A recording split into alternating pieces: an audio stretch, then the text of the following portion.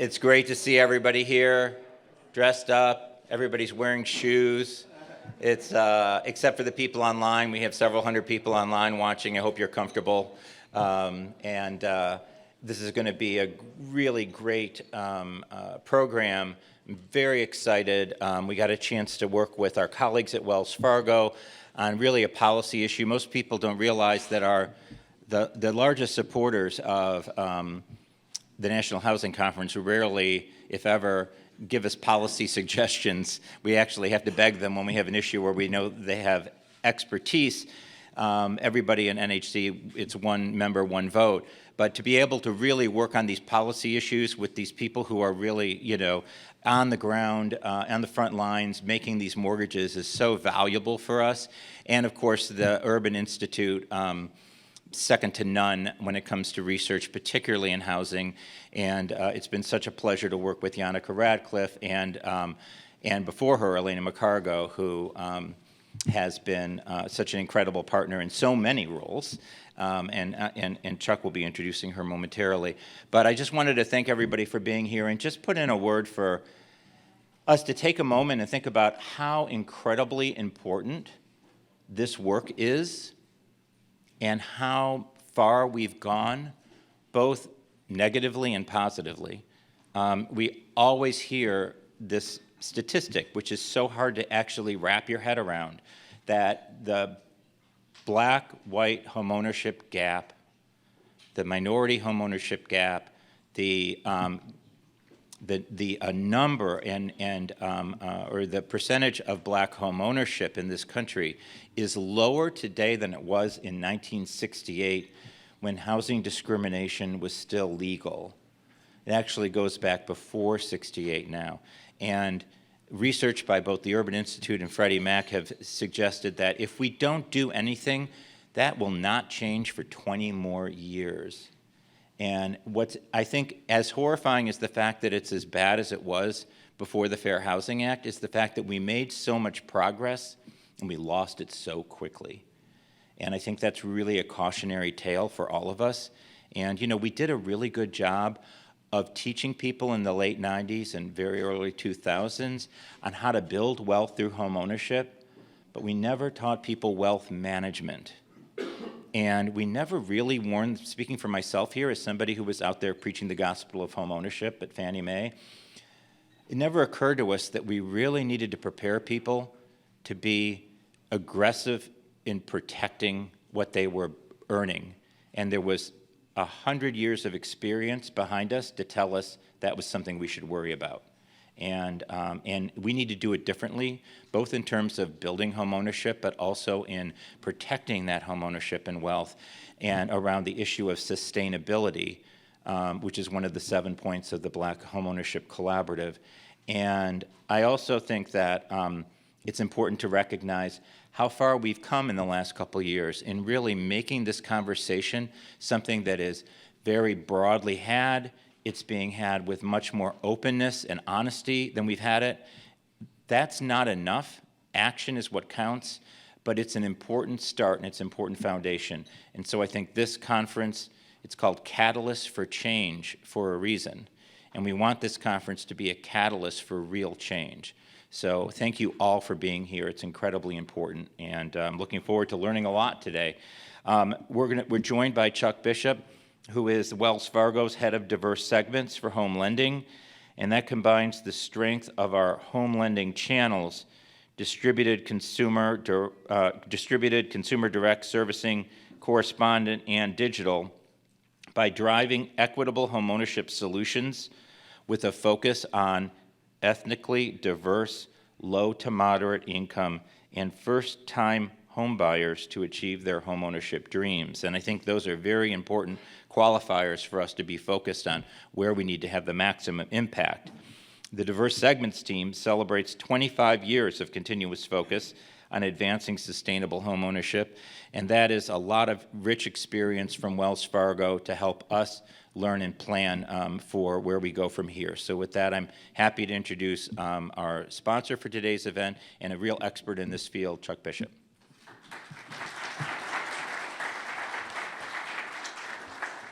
Thanks for joining us. morning, Washington. Forgive me for using notes. I typically don't. This topic on racial equity and homeownership is one that's not only my job, but it's one I'm extremely passionate about. So I needed to make notes because this is not my agenda, and I don't get the 2 hours for them. So I had to make sure I stayed on task. So thank you, David and NHC, for your continuous leadership in the space, and to the Urban Institute for your nonpartisan analysis in the advance on policy around these issues. Again, my name is Chuck Bishop. I lead the diverse segments team at Wells Fargo Home Lending, and that work entails not necessarily just regulatory work, but our work in advancing sustainable homeownership for communities of color. Our team, in partnership with the greater home lending and the enterprise, wants to make the dream of homeownership available for all communities of color. We do this work because we believe in it. We believe in the benefits that homeownership brings, not just the generational wealth opportunities, but the strengthening of communities that's critical to us. We also know that there are systemic inequities in the United States that have long prevented communities of color from attaining the dream of homeownership. We're pleased to announce that the nearly 3 years of research by the Urban Institute has now shed new light on the homeownership outlook and the climate for events of the climates that we've seen that have disrupted our opportunities. Some of them have been COVID-related and others have been economic-related. Despite the progress we've made in unwinding racial disparities, communities of color still have an unacceptably low homeownership rate, and there's much work to be done because the disparity continues to grow. Wells Fargo is committed to doing all we can to eradicate homeownership disparity and to improve the chances of homeownership for all people. We have announced new mortgage programs. The Dream Plan Home Mortgage Program is a product that allows a down payment as low as 3%. It also allows for the use of non-traditional credit. To accompany that, we've created a down payment assistance program, a closing cost credit program that allows a $5,000 grant towards non-recurring closing costs. We're also developing special purpose credit programs to allow those in the Wells Fargo servicing portfolio to take advantage of refinancing when they didn't take advantage during historical low opportunities. We've also announced Wealth Opportunities Restored Through Homeownership, which is a grant that will ultimately impact 40,000 households and people of color. Today, you will also hear a $40 million grant that's being made for real estate development. These grants will specifically be made to help with the inclusive housing ecosystem. More importantly, they're aimed at helping affordable housing developers in the Black and brown communities. So you'll see that press release later today. These conversations are bigger than just those in the financial services arena. We need all to come together. We need to increase the number of affordable homes for sale and innovate our construction. We need new methods of underwriting, and we need new methods of valuation to ensure we eliminate racial bias in the algorithms. We need to make sure that the role of local and community organizations and outreach is engaged in solving these community challenges. We also need to find liquidity for small dollar loans, and we need to expand the use of special purpose credit programs. So, in the spirit of innovation and bold thinking, today to kick us off, it is my honor to introduce Elena Macargo. In December of 2021, Elena Macargo was sworn in as Ginnie Mae's 18th president. Prior to her role at Ginnie Mae, President Macargo was the senior advisor to Secretary Fudge at the Housing and Urban Development. There, she provided strategy and insight on affordable housing finance.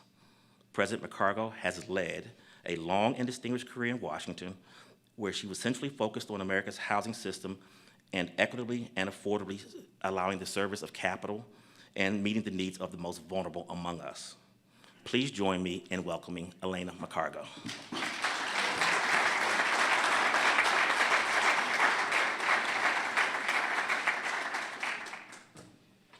Good morning. It's so great to be here at this event in this room.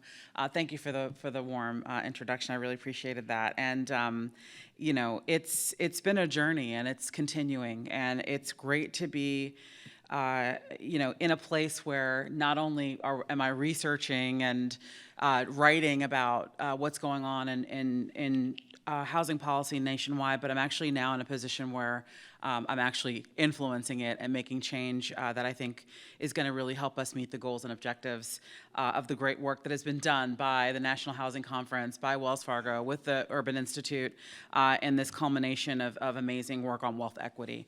So it's just a fantastic day.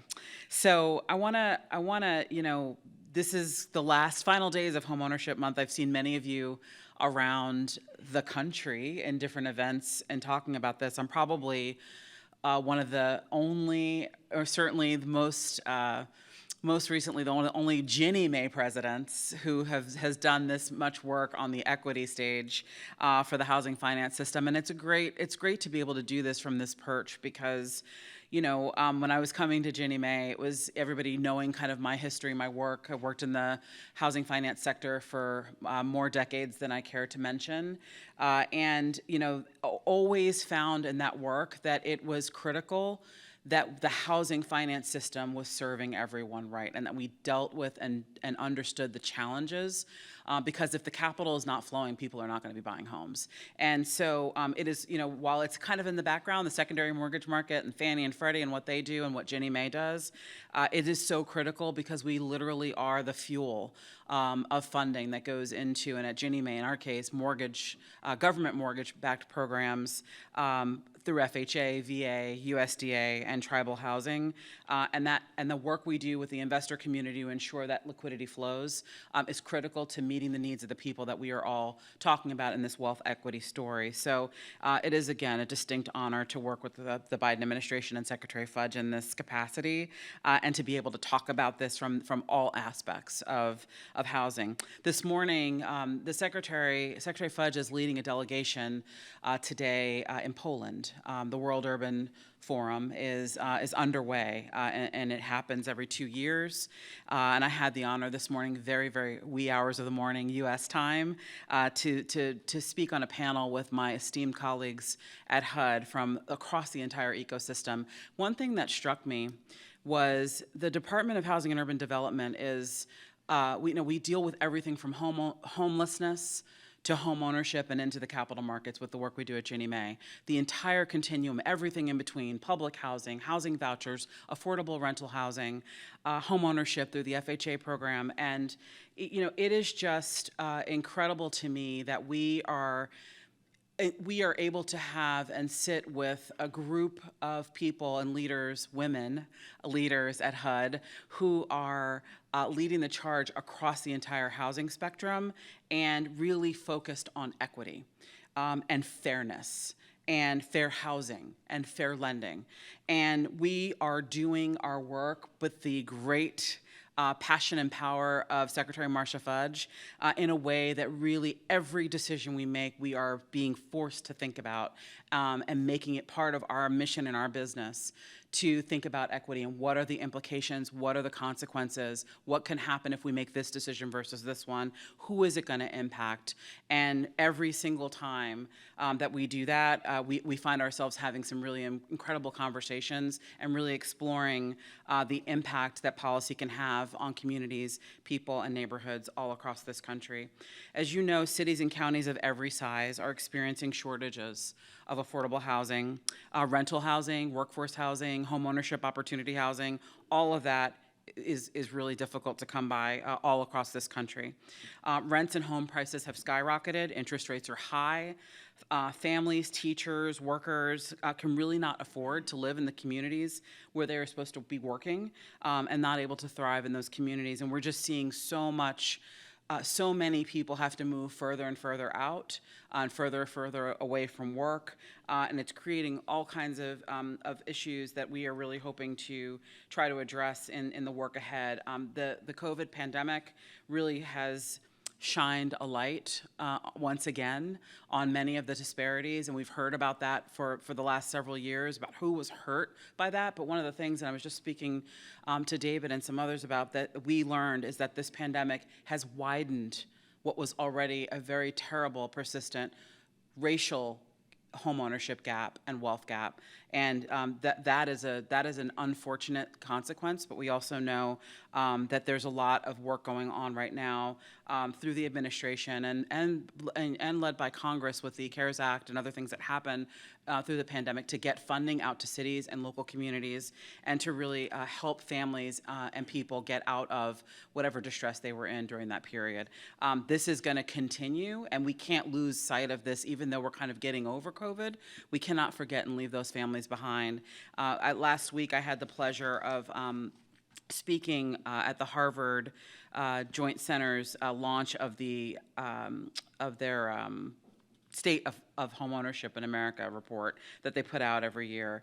And one of the things that report really made clear was that we have a massive racial and ethnic disparities in housing in this country, and it is unacceptable.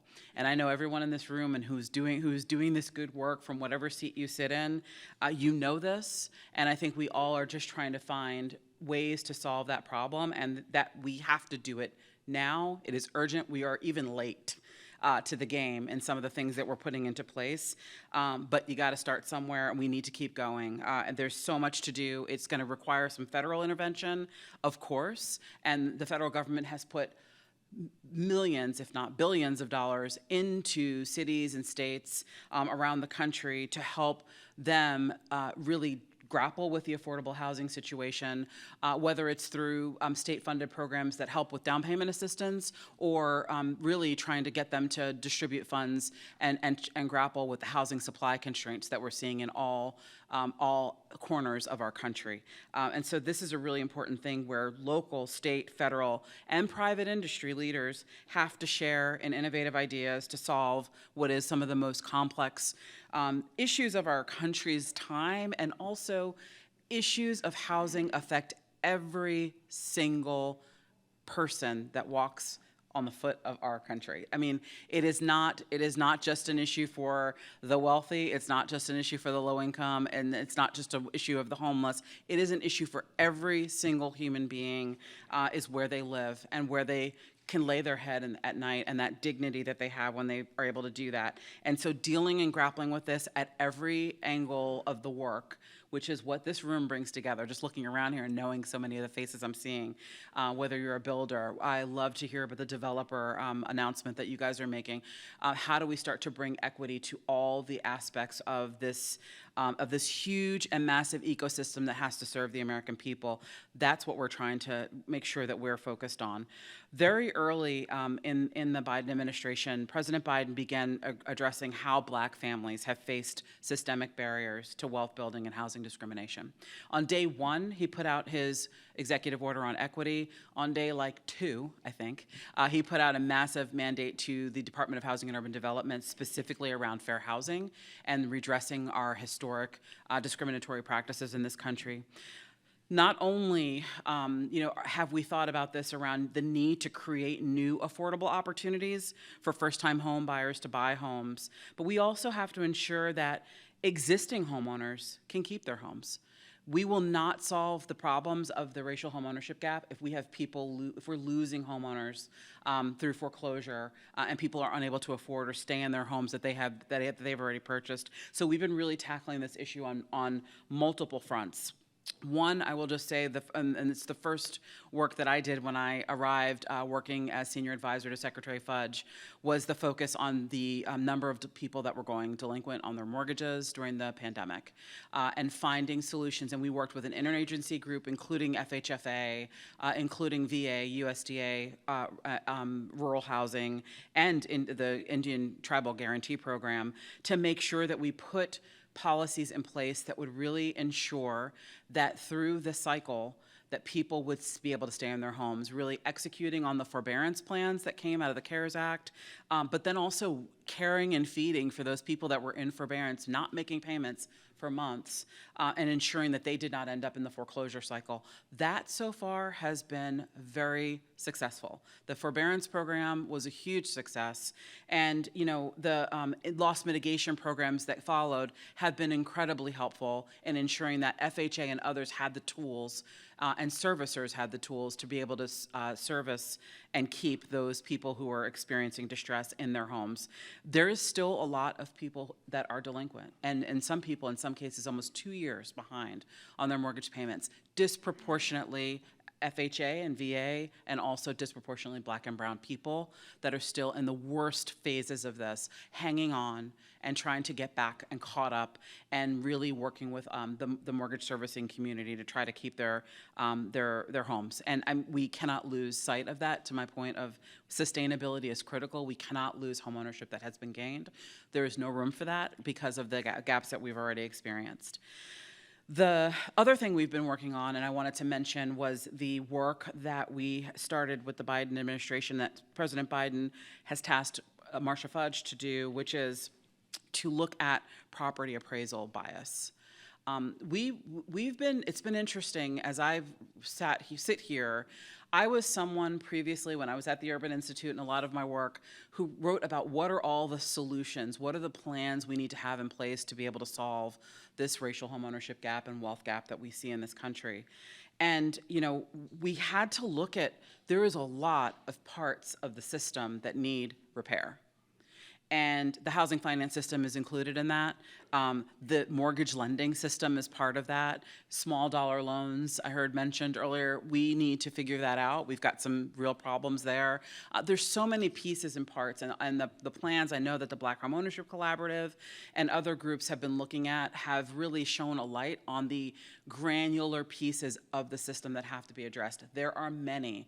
One of the big ones that President Biden asked us to tackle head on was appraisals. And why? Because appraisal and the value of your home is a directly related to wealth, to your equity, and what your home is worth. And if we are seeing valuation bias in Black and brown families' housing, then we have, that's limiting the ability for those families to enjoy financial returns that homeownership is supposed to provide. And that contributes to a very already sprawling racial wealth gap, and that is unacceptable. So we have shown a light working with, I think, 19 federal agencies in the end.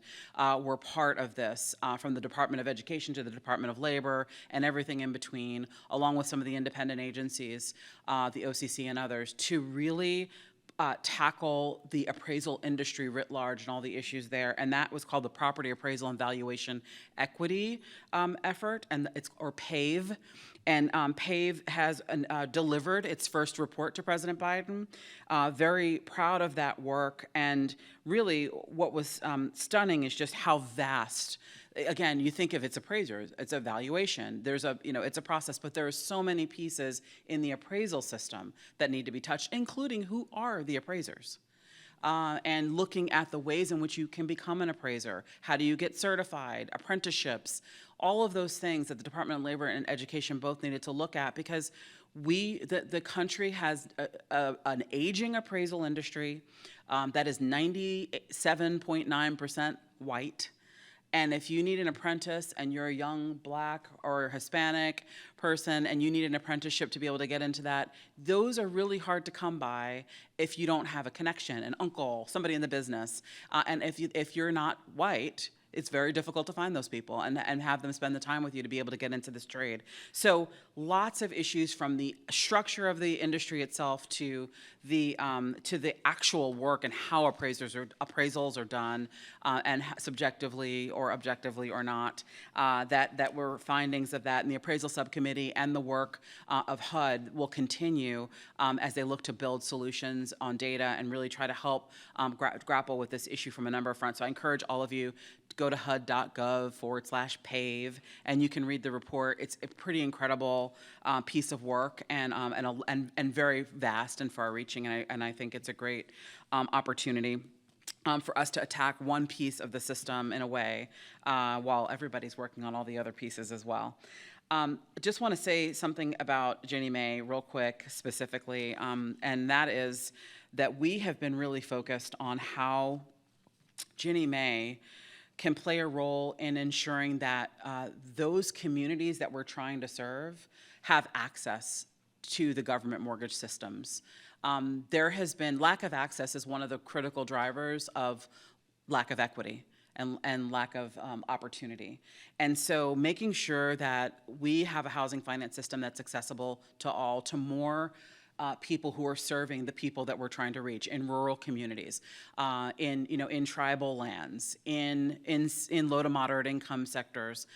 That is critical, and the people doing that work are often CDFIs and small community banks and the like, and we have to find ways to get them access to the system. And so we've been really working hard to explore CDFI models and how can Ginnie Mae be more of service to those? How can we provide capital that would then enable them to access our system, access our guarantee, and have that liquidity flowing through them, because it would provide an opportunity for scale that is currently not there. So that is one of the fundamental things I wanted to mention, because it's going to be what we need to do to be able to really meet our mission, is to be able to serve and help smaller institutions and players, mortgage lenders and banks. And one of the things that we're announcing later today is the work that we have done with the Federal Home Loan Bank for many years, which is something called the Mortgage Partnership Finance Program. It's with the Federal Home Loan Bank of Chicago. It's run through there. They aggregate and help ensure that Ginnie Mae is accessible to smaller institutions and gives them direct access to the secondary mortgage markets. And pleased to say that we just hit a major milestone of $3 billion in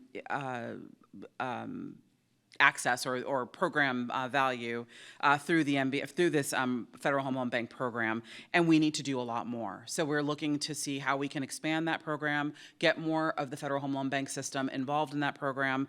That really enables smaller partners that are members of the Federal Home Loan Bank system to access Ginnie Mae. It's one great way to do it, and there are lots of other opportunities as well that we're exploring. So with that, I'm going to say that it's important that we just recognize, and I have never seen it more clearly myself, that this is not just the work of the federal government. This is not the work of state and local governments only.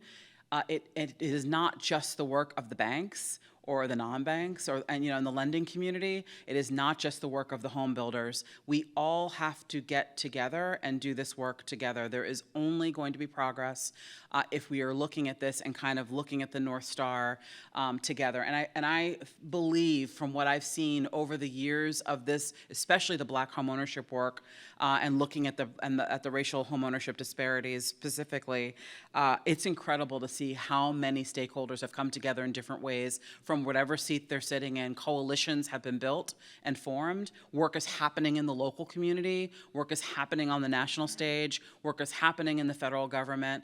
If we're all kind of seeing the same ball, it just really helps us to get to the finish line. And so I'm excited to be in this work with all of you from my seat in the Biden administration.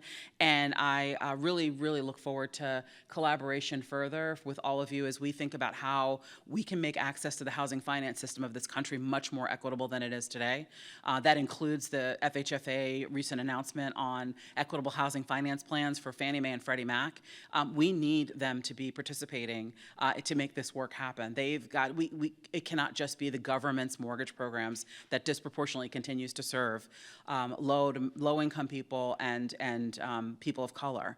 We've got to have a more holistic, balanced system that is serving everyone equitably. And so this is the hard work ahead. I'm really looking forward to doing it with all of you. I thank you. Like I said, I feel like it's a homecoming here because I was so involved in the work with the teams at Urban Institute, with Wells Fargo, and with the National Housing Conference. And so it's just exciting to be able to speak here, see all of you, and just see the work continue. And like I said, it's going to take the whole village, and I know we can get it done. And I'm open for, I don't know if there's Q&A time. I don't even know how much time I'm supposed to be up here. So I've probably already gone over my remarks time. But again, just with much gratitude on behalf of the administration, on behalf of Secretary Fudge, and the team at Ginnie Mae. So grateful to all of you. And thank you for your time. Thanks for having me.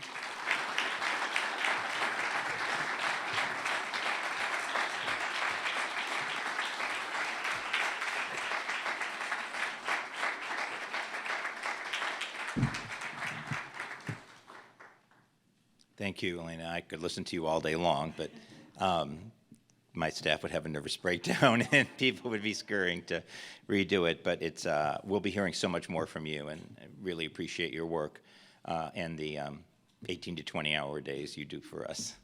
Now my pleasure to introduce Michael Neal. Michael has been working with us on this whole initiative and has been an incredible leader on these issues. He's the Principal Research Associate in the Housing Finance Policy Center at the Urban Institute. His research focuses on the intersection of racial equity and housing, and with the generous support of Wells Fargo, Urban has produced research exploring the impact of economic cycles of racial homeownership disparities, the key determinants of racial inequities in home values. And just to say that that is the heart of the work we're doing, and for us to have data-driven solutions, it is critical to have the work of that Michael does and the Urban Institute as a whole. Previously, Michael was Director of Economics in Fannie Mae's Economic and Strategy Research Division, which makes him part of a Fannie Mae alumni that maybe a third of the people in this room.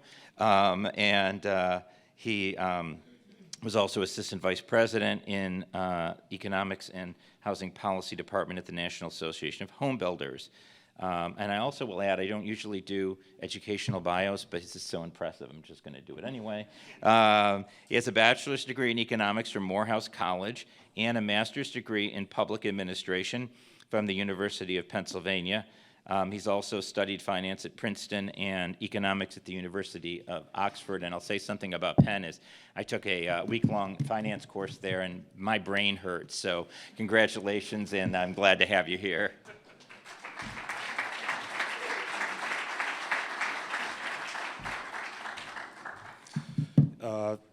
Good morning, everyone. David's words are too kind. Obviously, we all know the amount of work and effort that he and his team have put into these very important issues. So, David, thank you very much for your for your unceasing commitment to this work. We really appreciate it. Second, just thank you to our partners, to our sponsors, for generously supporting what I think has already been communicated as important, timely, and relevant work. The challenges are now.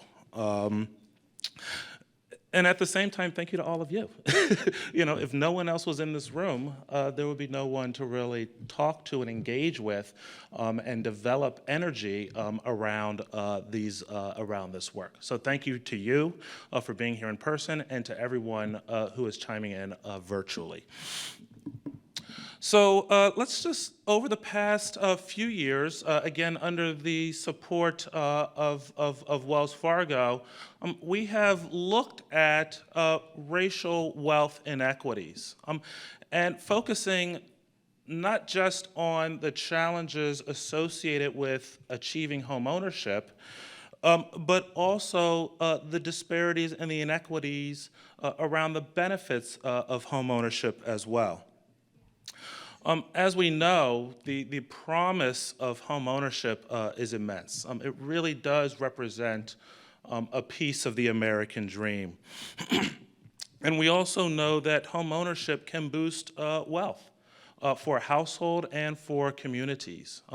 And at the same time, especially as we're seeing with these high inflation numbers, home ownership under many conditions can also bring about financial stability as well.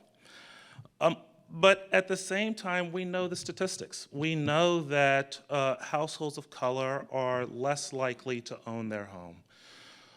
And we also know across a range of measures that many households of color, Black and Hispanic households in particular, are less able to achieve the benefits of home ownership. And that's whether we measure those benefits in terms of house prices, whether we measure those benefits in terms of home equity, whether we measure those benefits in terms of the user cost of home ownership, which says now that I'm no longer a renter and I'm a homeowner, I can benefit from house price appreciation, I can benefit from itemizing on my taxes, but at the same time, I also face the costs of the mortgage debt that I have to pay, the property taxes that I have to pay, any maintenance that I have to pay, and those two offset each other in a way that works against home ownership for Black and Hispanic households. And so usually at this point, I would have about 30 slides here with all kind of beautiful pictures. I know how to make good slides. But we really want to go in a bit of a different direction this time, really as a way of drawing out the narrative. Another way to say that is to really try to move away from the abstraction that often comes with data to the realities on the ground. And so the way that we've decided to do that here is to have a series of videos that will walk through what we found as the key determinants of home ownership inequities, home value disparities, and most critically, the role of systemic and historical racism. These videos are going to be grounded in the research that we've done. And so in that way, they will mimic me sitting here with a number of slides. But at the same time, as I've said before, they will draw out what we think has been a rich narrative, not just in the research, but also in the many conversations that we've had in locales around the country. Places like Atlanta, Philadelphia, San Bernardino, Minneapolis. And we're going to hear from people in all of those areas to talk about the challenges that they see that reflect the data and the research that we found, along with some of the solutions that they've been trying to put in place in order to address them. And so with that, I am actually going to move aside, and we will start with the first sketch and then the rest of the program. So thank you very much for being here, and we really hope that you enjoy what we think is an innovative way of sharing our research for each of you and for the community overall. Thank you.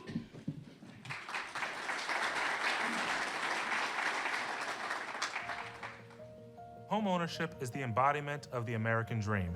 In our national consciousness, the idea of owning one's home has been wrapped up with the concept of freedom itself. But beyond just a symbol, homeownership is a key tool through which families build wealth over lifetimes and across generations.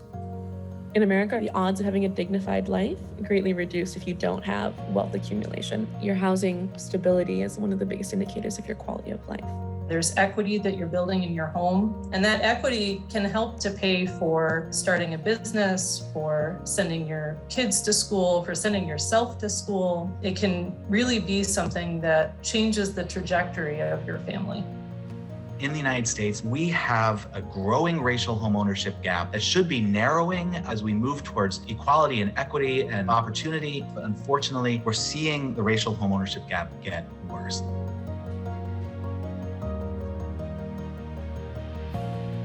The problem is not just about home ownership. Nationwide, not only do white households have higher home ownership rates relative to households of color, the homes that white households own are worth more than those that people of color own.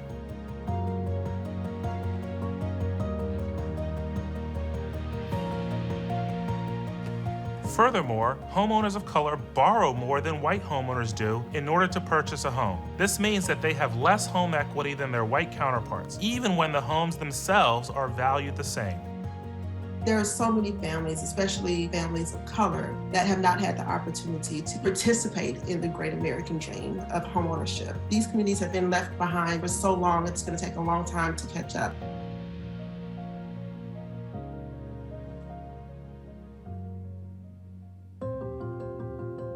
There are a variety of factors at the household level, property level, and neighborhood level that start to explain some of the discrepancies in home ownership and home value. But even when these factors are controlled for, Black and Hispanic households still have lower valued homes than white households. This discrepancy is partially rooted in historical racist policies. Policies like racial covenants, which were embodied in property deeds at the beginning of the 20th century and stipulated who could and could not own a particular home. And redlining, which created systematic disinvestment in neighborhoods of color, while white neighborhoods received significant investment from financial institutions.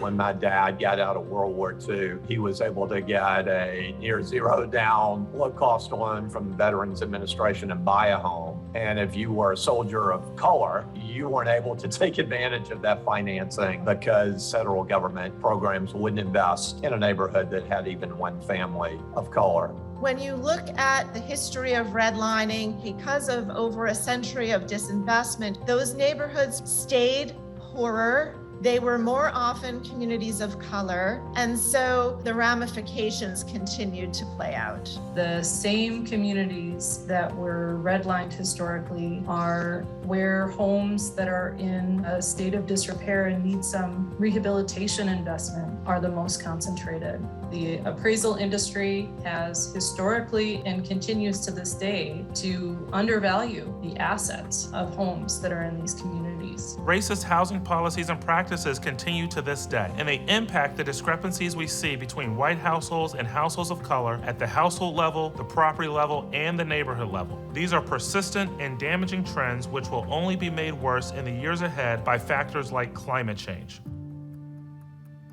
To tackle the structural racism that is holding back home ownership and home equity rates among people of color, we must better understand the symptoms of this broader problem, develop policies targeting the household, property, and neighborhood characteristics that so often give rise to it, and learn from leaders across the country who are making a difference in their communities. Whether you're talking about disposable income, whether you're talking about the price of your home, all of these building blocks were laid on a foundation of structural racism. It's important that we look at them through that lens of structural and historic inequities that have occurred in our communities and how they've benefited some groups and intentionally harmed others. The time to act is now. We are in a severe housing crisis. We need to have strong action, and a part of that should be including a lot of folks at the table that are on the ground walking it every day. It's important to keep in mind that these effects are not static. Not only do these wealth gaps persist, they grow. And without interventions that make a more equitable playing field, they will become insurmountable. We need to create home ownership now to deal with family success decades, perhaps centuries from now.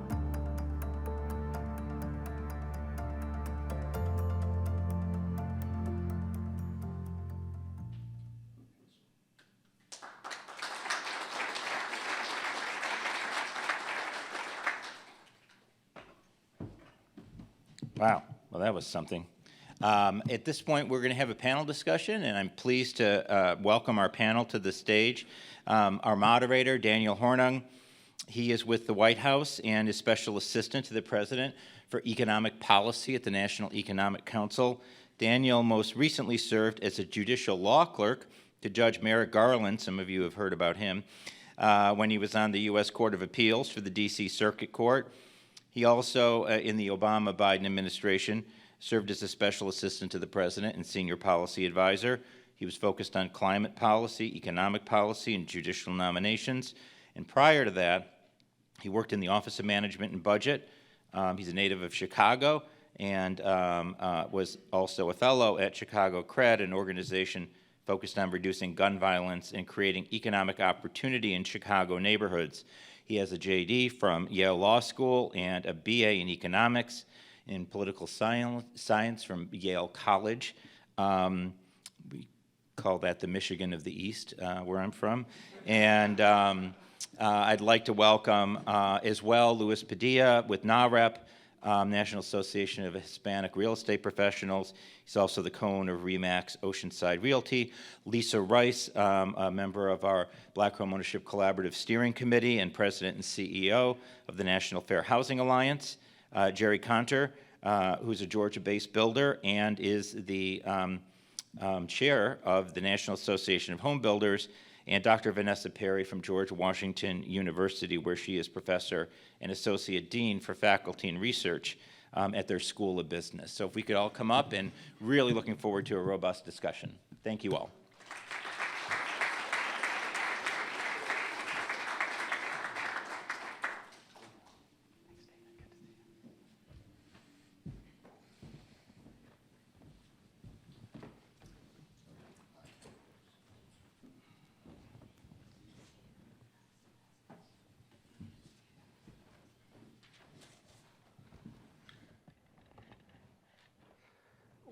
Thanks so much, David. And it's great to be with all of you. Really, really excited to be here. And thanks to NHC and to Urban and to Wells Fargo. And most of all, to such a distinguished group of panelists. Really looking forward to the conversation. Realtor, advocate, builder, professor, all views really represented here. I just want to give a couple opening thoughts about the way the administration is thinking about these issues, building on Elena's comments. At a very high level, President Biden and Vice President Harris, when they took office, they were deeply focused on the fact that we have this long-standing gap in homeownership in this country, and at the same time that we act to make rental housing more affordable and accessible, we also need to make sure we are prioritizing this as a central economic and moral priority. We've talked about all the statistics, but they're worth kicking off a panel like this with. The Black homeownership rate, 30 percentage points lower than the white homeownership rate. The Hispanic homeownership rate, 25 percentage points lower. By some measures, the homeownership gap larger now than it was 60 years ago before we passed the Fair Housing Act. And that's all before what was a pandemic recession, a period of historic home price appreciation, and now rising interest rates that are making homeownership even less attainable. In my work in the administration of the National Economic Council, we really talk every day about the degree to which housing disparities present a central economic challenge for families in achieving their potential, but also for our economy as a whole in achieving its potential. So I just want to talk about kind of 5 areas that we are trying to prioritize as an administration that can kind of kick off how we're going to talk about these issues in our panel. In terms of the administration priorities on housing, the first was and is keeping Americans housed during the pandemic. We all know that in past downturns, in past recoveries, we've seen foreclosures, evictions at record rates that have most severely impacted communities of color. So President Biden was adamant that the American Rescue Plan not just include direct economic assistance to families, but also include housing-specific assistance in the form of emergency rental assistance on the homeownership front, the Homeowners Assistance Fund. And where we sit today, foreclosures remain below pre-pandemic levels, and the president sees that as a centrally important accomplishment of the American Rescue Plan. The second issue is really acknowledging that we'll never make homeownership more attainable and affordable if we don't have enough homes for people to live in this country. So I will say that I think now is a better time than any for Congress to act and pass investments that would boost the supply of housing in this country. Investments like the Neighborhood Homes Investment Act, the low-income housing tax credit on the rental side, investment in home, and a range of other programs. At the same time, we put out a housing supply action plan earlier this month discussing the administrative actions we're taking to really go about boosting supply as much as we can using federal tools. The third area is we need more access to capital, access to credit, particularly for communities of color and for first-generation homebuyers. Elena talked a lot about that. Also say that the president was tremendously proud that we were able to get in the House-passed reconciliation bill, $20 billion for down payment assistance for first-generation homebuyers. That continues to be a priority of ours. Also on the administrative front, in addition to all the work Elena talked about at Ginnie Mae, the FHFA housing finance, equitable housing finance plans, I think are really a central way that we're trying to illustrate the degree to which we need to attack these issues with intentionality and meaningfully address racial disparities in homeownership. The fourth is really about using all the tools available to the federal government to address racial and ethnic bias in appraisals and in valuation. I thought the video did a very good job of talking about this. And our property appraisal and valuation equity action plan that we released is really focused on a set of commitments that we've made in the federal government to bolster guardrails against discrimination, to strengthen enforcement, and to create a more diverse appraiser workforce. And fifth and finally, we need to enforce our fair housing laws to ensure communities across the country are meaningfully furthering their duties to affirmatively further fair housing. That's a critical priority, and in the weeks ahead, HUD will have more to say on that in particular. So I think those are how we're thinking about our major priorities from the administration standpoint as it relates to these issues. I think all of those are really focused on how do we make housing more accessible, more affordable, how do we make homeownership more attainable, and with a particular focus on communities that we know for centuries have been denied the critical wealth-building opportunities that come with homeownership. So to kick off our discussion, I want to turn to Vanessa Perry to really set the stage for us for some of the specific areas of focus that our other panelists are going to go into in more depth. So Vanessa, can you walk us through what you see as the key barriers to homeownership throughout the entire housing ecosystem? Sure, the next 2 hours, I will. No, actually, thank you all for having me and giving me the opportunity to speak to you today. Much of the stage has already been set, so I'm going to try to summarize. We start with a legacy of systemic racism and redlining and neighborhood racial segregation. And that has affected the entire ecosystem, both on the housing side and in terms of the housing finance system. And then these factors interact with macroeconomic conditions. So we'll start with supply. There's an inadequate supply of single-family housing units, certainly a supply of affordable ones.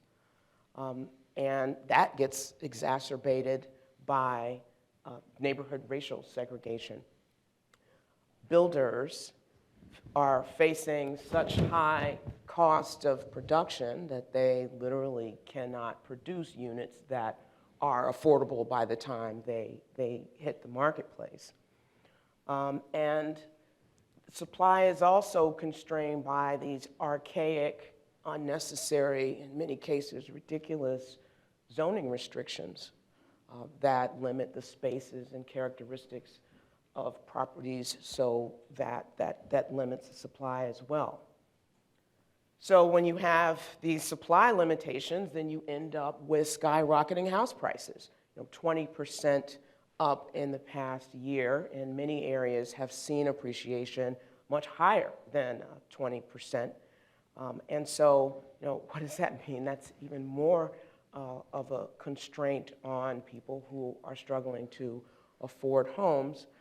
In DC, for example, the median house price is about $700,000 and change. The average is over $1 million.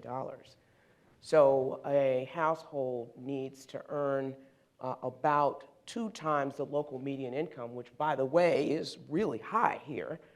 It's over $90,000, but you would need twice that to be able to afford the median home, and that's a family that could afford 3% down and has 0 debt. So that's actually, a major constraint as well.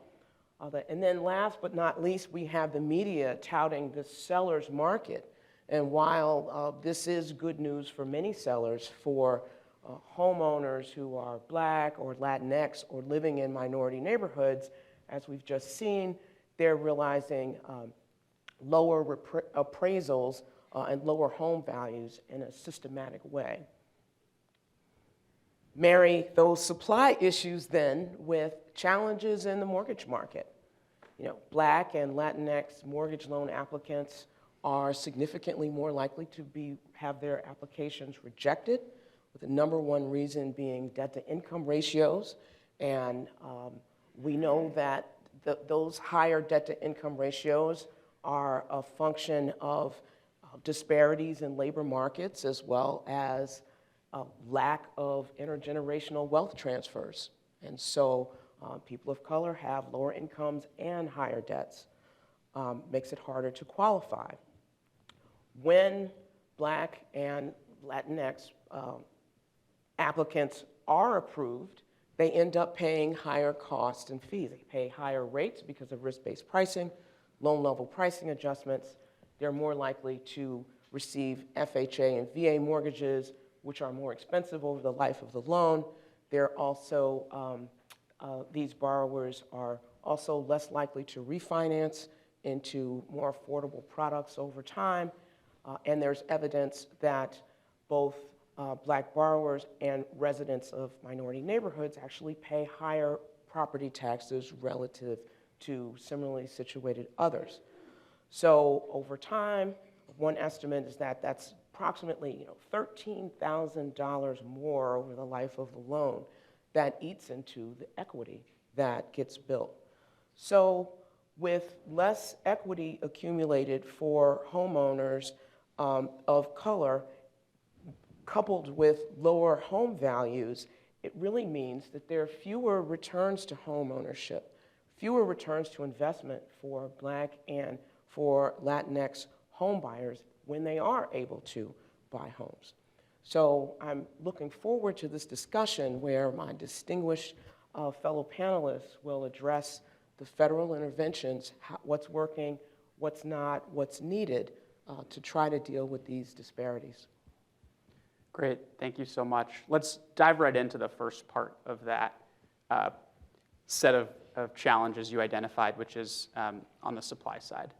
And Lisa, if we could start with you, we've seen home price appreciation 20% nationally in the last year, higher in some markets. Housing as, depending how you look at it, the most significant contributor to inflation. What should Congress, the federal government, those of us here be prioritizing in terms of actions that can help address those challenges right now and in the years ahead? Daniel, thank you for the question. And first, let me also say thank you very much to the National Housing Conference and the Urban Institute for inviting me to participate in this very important event. And thank you to Wells Fargo for sponsoring this incredibly important discussion. Your question is so critical right now because we are seeing rising inflation. And I mean, if you ask people what they are most concerned about, they will tell you that rising housing costs, oil and gas prices, food prices they're top of mind concerns for American consumers. And as you've noted, housing costs are the key driver of inflation. And so to my mind, if we want to be serious about tackling inflation, we will do something to address the crisis of affordable housing that we have in America that Vanessa and others have already talked about.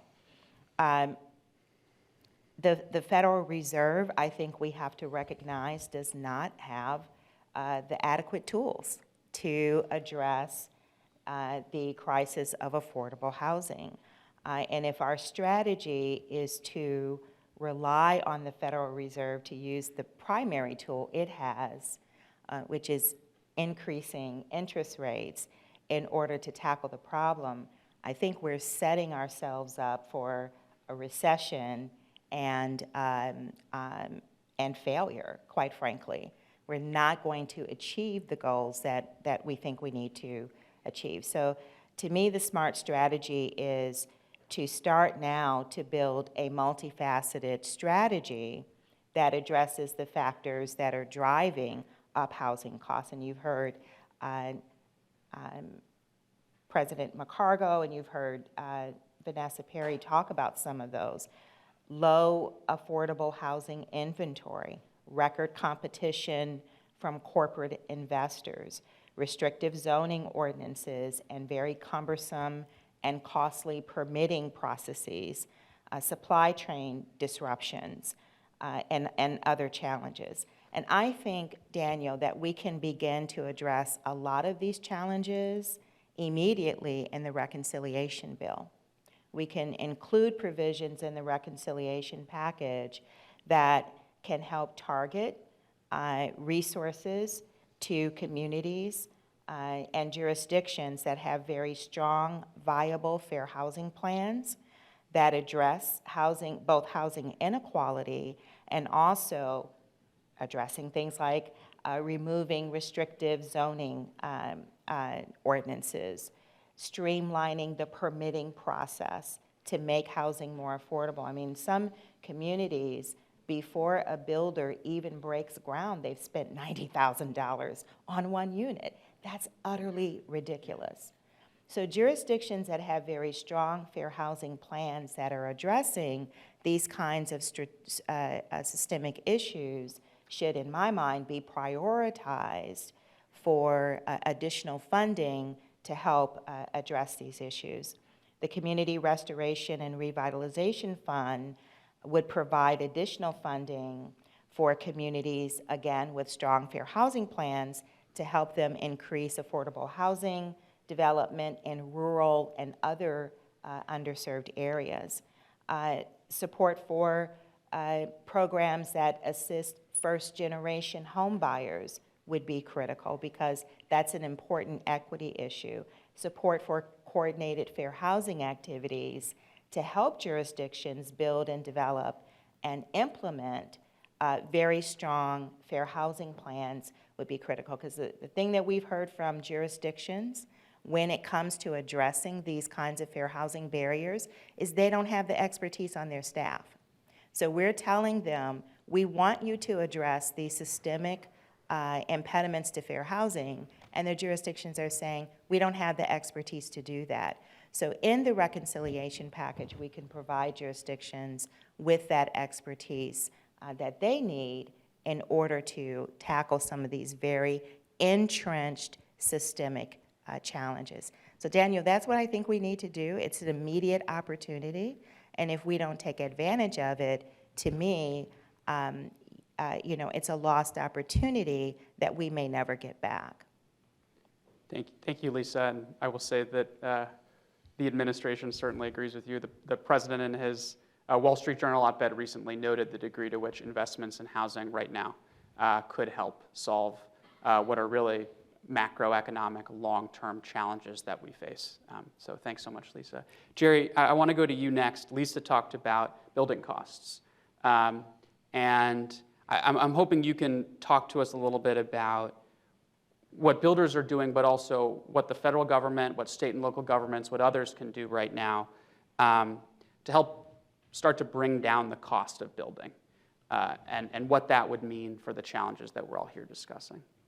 Thank you, Daniel. And I feel like we're getting to be old friends. This is the third time we've been together in the last 3 months. First in March for a White House listening session, then in May, I think, for the Mortgage Roundtable, and now today. So I'm delighted to be with you again, and I'm happy to give you as much information as I can. I'm going to give you some numbers and really bore down. It has become self-evident to me and obviously to everybody on this panel that the biggest challenge to minority purchasers is the high cost of housing. There's no doubt about it. Well, let's talk about the supply chain disruptions. They've driven up the cost of building materials on average 19.4% in just 1 year. There's a lot of reasons for that. Some of it's greed in the system. Some of it is simply driven by too many dollars chasing too few goods. But there's more than just the actual cost that affects the cost of housing. Cycle time. Our average builder used to build a home in 120 days. Today, that's more like 240 days. There's a cost associated with that. Most small builders finance the cost of the construction process. So they have to pay the interest that's associated with the longer cycle time. And now, with rising interest rates due to the Fed's tightening the monetary system, already over 300 basis points, that number becomes very significant. Government regulations, they add 24% to the cost of a typical new home. That's a huge impact. That equates to, on the median home, as of the end of April, about $98,000, federal, local, and state cost. Land use regulations you've already talked about, and this is one that really hits home for me, and what we're seeing, our local home builders association has a lawsuit going on about exclusionary zoning. And we hope that we will win. That's a very difficult case to win.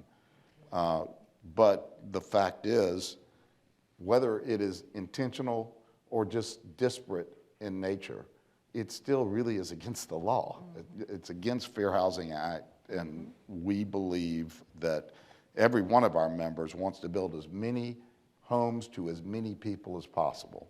And when that happens, with design standards, additional design standards, larger lot size, all of those things contribute to not being able to deal with the affordability crisis that we have.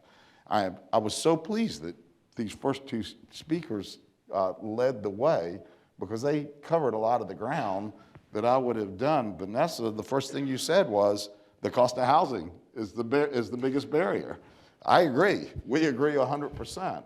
I'd love to be building entry-level homes.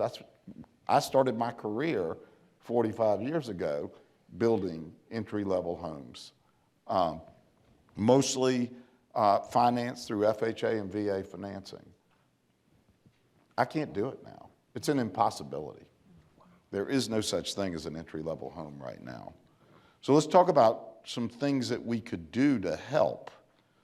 First, we'd like to see the U.S. return to the negotiating table with Canada to hammer down a long-term agreement on imports of Canadian softwood lumber. You know, our trade policies that balance how we handle trades and what tariffs are enacted, you know where that comes from? The Smoot-Hawley Act. That was during the Taft administration. There's nobody on this panel that was alive when that was enacted, and I'm probably the oldest person on this panel at 68. You think maybe we need to look at our trade agreements and our trade policy and reform it to something that works in a digital world today? That's one thing that we can do. It's particularly important to end those. We'd like to see increases in the harvest of timber on U.S. domestic lands. I know that's a controversial thing to say, but you can harvest ecologically sensitive in U.S. domestic lands. We increase the supply of timber, the cost of lumber will come down. Lumber is the most volatile of all of the inputs that go into building a home. One day they're at $1,700 per 1,000 board feet, random board feet. The next day, right now, they're at about 600. Maybe, I think the last futures that I looked at was 585 per 1,000 random board feet. Well, that's still double what it was pre-pandemic when lumber prices were 325 per 1,000 random board feet. But the volatility also builds additional cost far and beyond just the increase of the cost. Builders they either have to put a lumber escalator in their contract so that they don't get caught and build a house and end up having their margins, a fixed price contract, and their margins are severely impacted. That's the way to decrease the production of housing, because we'll have fewer builders around. They'll go out of business. We want policymakers to invest in transportation and storage infrastructure and port capacity. You mentioned I was from Georgia. I'm from Savannah, Georgia. We are in a place where we have the second largest container facility port in the country. And I've seen those container ships sit off the coast waiting to get in. Workforce development. 740,000 new workers per year for the next 3 years is what it would take to keep up with the demand to produce the number of houses we need to produce. So, and then lastly, I will say that for years, high school guidance counselors have been incentivized to get students into a four-year college. We need to change the culture in this country that not every child should be college bound.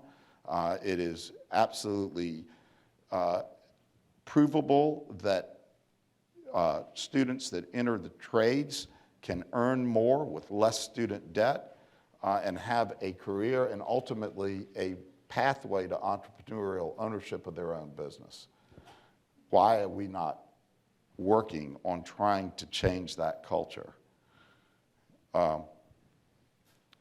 If you think about this for a minute, as I mentioned earlier, 24% of the cost of a house, that's $93,870, goes into the final price of a new single-family home. Home builders support the intent of most regulations, such as clean environment, safe working conditions, and desirable and resilient communities. But we desperately need lawmakers and regulators to understand that when you have overlapping regulations, thousands of those regulations at a local and state and federal level, it slows down production, which I spoke to the embedded cost of that, as well as it drives up cost.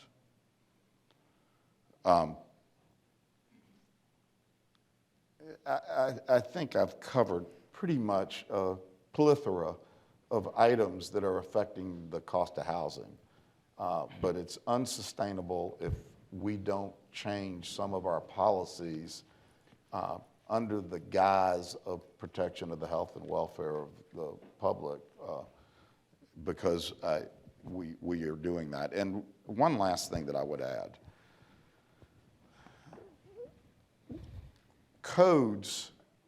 Continued code modification has had a great impact on housing cost also.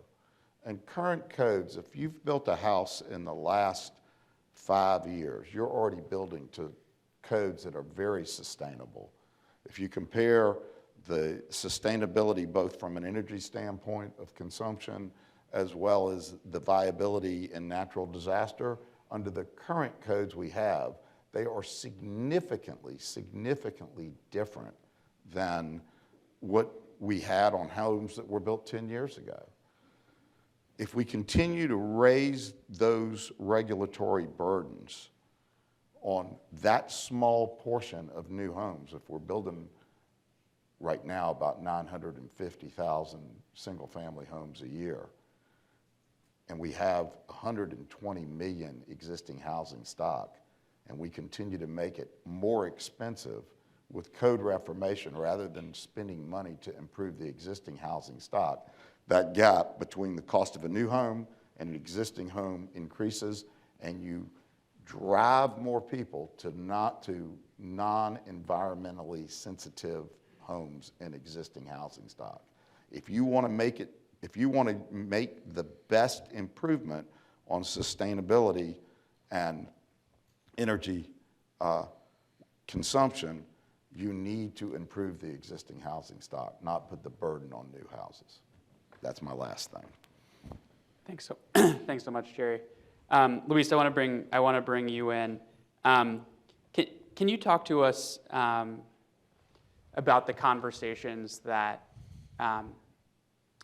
real estate agents, real estate professionals are having with home buyers today? What are the key challenges folks are facing? What are you hearing, and what should policymakers and others take from those conversations and keep in mind? I appreciate the question, Daniel. Thank you. I want to address a little bit before that, if I can, about the cost of building, right? So we're still thinking, no offense to my contractor, but to the builder, but we're still thinking about putting a piece of wood and nailing a piece of nail through that piece of wood and the cost of labor. So if we think outside the box, right? If we think about modular homes or panelized homes, right? How do we create an environment where those are welcomed? And the biggest hurdle to build those homes right now is the inconsistency at the state and at the local and the state and the federal level on permitting. So no builder can go on scale because every state and every municipality has a different set of codes and regulations, so they can't build those to scale. So I think if we throw in a little bit of competition into into the mix, and not everybody needs lumber to build a house, that will definitely bring down some of the labor cost of some of the lumber cost of building the home. I think now as far as labor, for NARB, it's very important to make sure the immigration passes the immigration reform policy. We have a shortage of labor. We have a shortage of blue-collar labor. And me being an immigrant, I know that that's where the immigrants are happy to start, whether it's mowing your lawn or whether it's building your house. So that those two costs can be addressed with those two different items. A third portion, I'm from Miami, so I don't think there may not be another place where housing has really jumped in the last 12 months than Miami, Florida. Excuse me. We have a large stock of condos. And most of those condos, when they were built, the homeowners association, the builder made sure the homeowners association complied with FHA and VA guidelines. However, once that HOA responsibility gets passed over to the owners, that FHA VA certificate lapses because it has to be reapplied to every year. So what happens is, as far as financing, when a building is not FHA or conventional financing because the association's financials have been diluted, the buyer must come in with 25% down payment. So that is inventory that's sitting there, that's available, that all first-time home buyers can't buy into because of the financial situation of the homeowner association. So if there is an administrative or a federal incentive to make sure these associations stay in compliance, stay in compliance financially, to be able to maintain their conventional loan status, their FHA VA status, that would give the opportunity for that first-time home buyer to buy into those condos. That's how I bought my first condo, right? I bought my first condo, 30 years ago, with $10,000, but it was a 3% down, and closing costs on a $60,000 condo was another $5,000, $8,000. So that's non-existent in Florida. So people are forced to buy single-family homes or townhomes that have a PUD legal description because of the financing. So that some kind of federal incentive would be great. And your original question to me was? My original question was about what you're hearing and what real estate professionals are hearing from home buyers right now. What are the big challenges that they bring up to you? And I particularly want to ask about what you're hearing from home buyers in communities of color. Right. So being president of the National Association of Hispanic Real Estate Professionals and being Cuban and living in Miami, I have a lot of touch with Latinos and people of color. So the biggest challenge is the lack of inventory. That's the obvious one. But and it's unfortunate, it's almost heartbreaking, when that first-time home buyer gets pre-qualified and super excited, yes, I have an FHA-approved loan. There's nothing we can do because you're competing against corporate buyers, all cash. Second bucket will be all cash above asking. Third bucket is conventional financing with what we're calling appraisal gap money. Mm-hmm. So if your house isn't appraised, it's okay, I'm going to throw $20,000 at this transaction. And thirdly would be just regular financing, and fifth would be FHA financing. So there's four other buckets that seller is going to look at before he even looks at a FHA 3% down. And I have all my closing costs, I have my own money. I'm not asking the seller to help me with anything. I have my own money, but you don't have the extras. So when I represent sellers, that's how I partition off the offers. Here you're all cash. Here you're all cash above asking, all cash at asking, financing above with guaranteed money, and here's FHA. What happens? And when the lack of inventory is so immense as we have now, there isn't a listing I put out that I don't have over 20 to 30 offers. So when they have just in the cash at asking and cash above asking, they have 12 offers. They're not looking down the road. So that's the biggest challenge. That right now, if you're financing and you're FHA and you don't have gap money, appraiser gap money, you're just not competitive. And that is due to the lack of inventory, which can be fixed in the other ways that I spoke about. Yep. So we spent a lot of time on the kind of supply side, on the inventory side, which I think in many ways is one of the primary challenges here. I'd note that I jotted down some of the the themes that we touched on, financing for development, panelized and modular, immigration reform, workforce development, exclusionary zoning. I have to note, because it's my job, that in all of those areas, the administration has proposals before Congress, and it's so critical. We don't think that there's a world in which Congress acts on everything we've proposed, but it's so critical that we get something done in this next period that relates to these issues. There's a series of areas where we could act, and it's critical that that happens.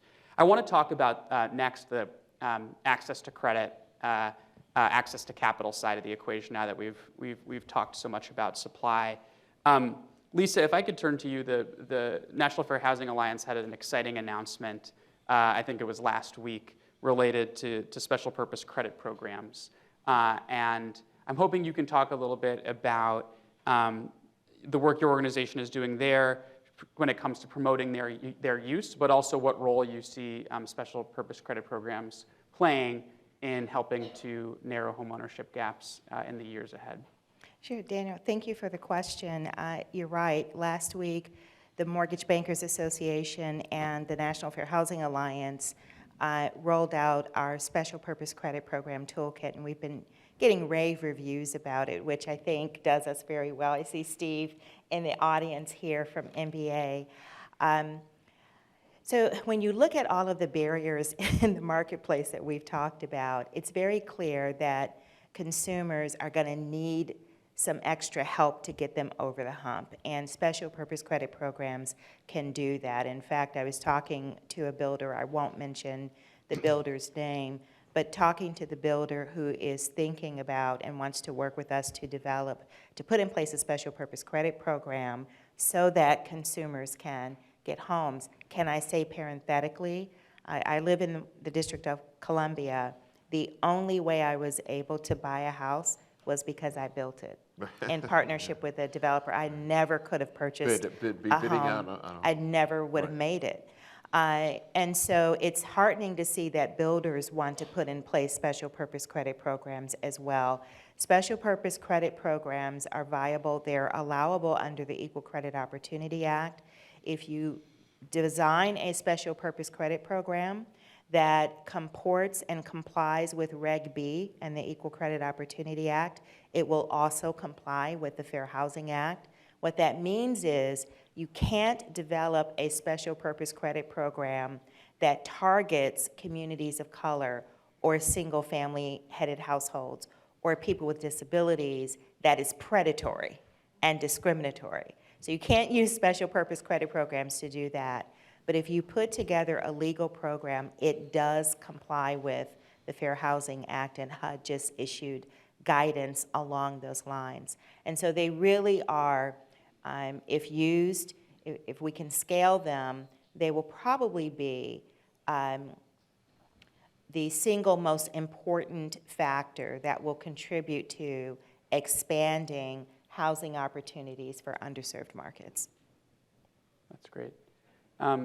Luis, can we go back to you? I'm curious, beyond special purpose credit programs, on the kind of access to credit side, what else should the federal government, state and local governments, private sector, what else should we be doing collectively to help get at what is really a long-standing gap in home ownership rates? Yeah, so I was in business, I still am, but during the foreclosure debacle.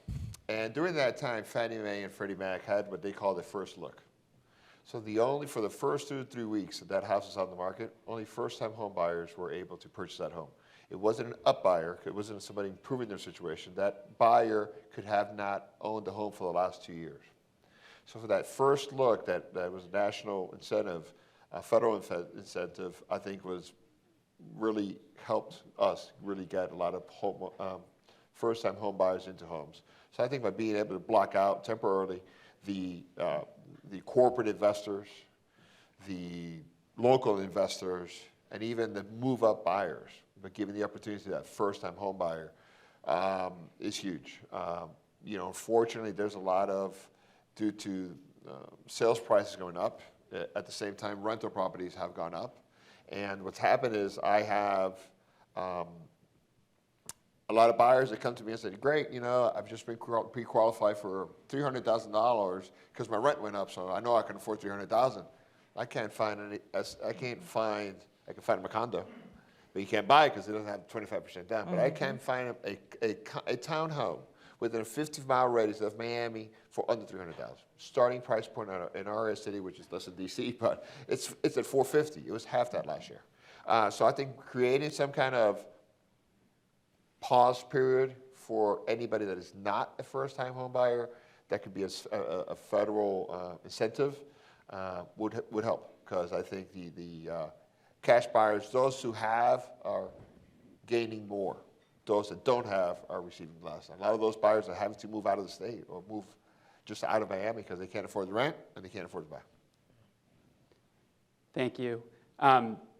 Building on that, a note that Secretary Fudge, as part of the Housing Supply Action Plan, recently announced that HUD was going to be taking a series of steps with its government-owned inventory, its REO inventory, note sales, to really make sure we're getting more of those properties to mission-driven entities that promote home ownership rather than to large investors. We see that as an important first step to addressing kind of the situation that you're talking about here. Can I bring you in, Jerry, and pose the same question? Sure. On the access to credit side of things, what do you see as kind of the most critical steps that all of us can take? Well, first, the National Association of Home Builders has long advocated a first-time homeowner tax credit. When the debate over the mortgage interest rate deduction was raging, and then the standard deduction was implemented at a significant increased amount, you saw a shift of who really could take advantage of the mortgage interest deduction.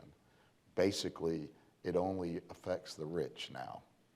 The poor don't itemize because their standard deduction is high enough that they just choose to take the standard deduction.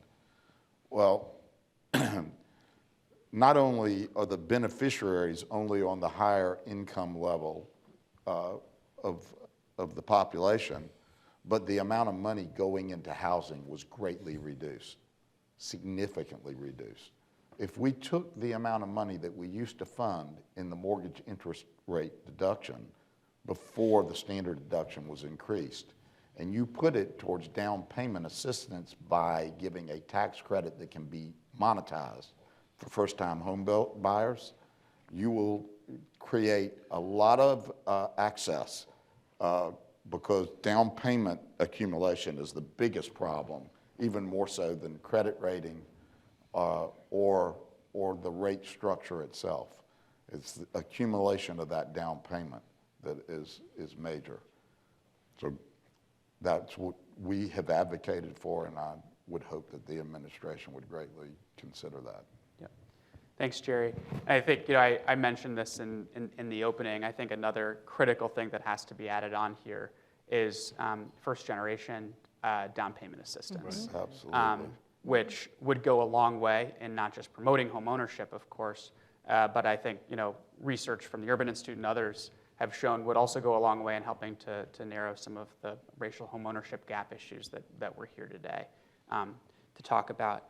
I'm being given the 1 minute sign, which leaves me with a real dilemma. Do I ask another question or not? I feel like it will be difficult for us to ask and answer in 1 minute. So let me just say, I think that this panel was incredibly instructive for me in talking about the multifaceted nature of the problem, but also the degree to which the solutions are multifaceted. If we're going to make progress on this issue, we need to start by addressing some of the critical issues that were discussed here today. The administration, for our part, is committed to doing everything we can administratively and to partnering with folks on this stage and in the room to look at what more we can do. At the same time, so much of this is going to be about whether or not we can get not just in reconciliation, but yes, in reconciliation and in future legislative vehicles this year and beyond, whether we can get investments and policy changes done that can really help us not just tackle inflation, rising housing costs, but go at some of these systemic barriers that have been in place for far, far, far too long. So a tremendous thank you to everybody on the panel and in the room today. We really, really appreciate it. Thank you.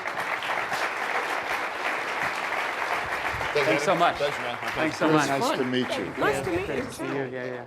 Thank you, Jerry. By the way, Good to see you. Good to see you. I'm sorry I didn't bring you in a second time.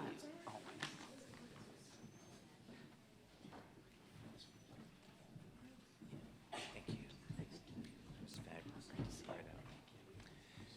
So thank you, everybody. That was a fantastic panel.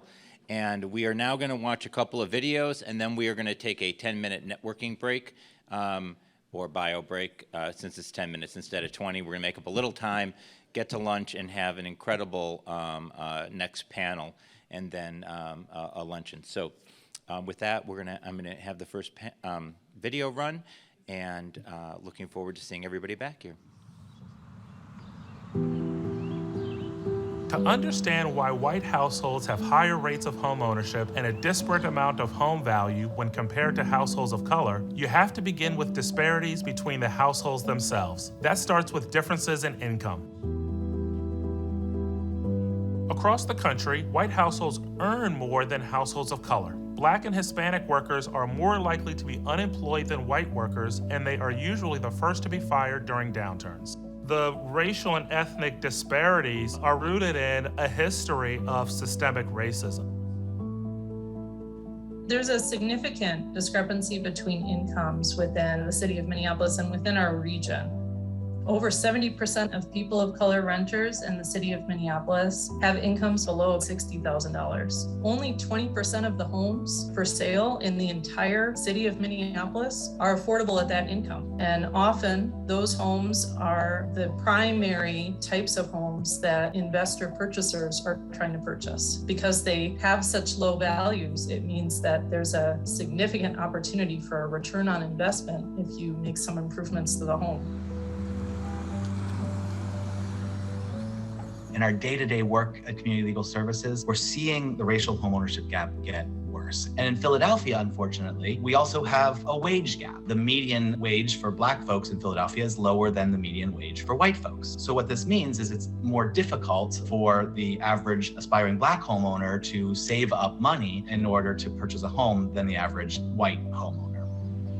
Even when you control for income and educational attainment, the housing gap persists. In fact, for those younger than 35, Black college graduates have lower rates of home ownership than white households with a high school diploma. Why?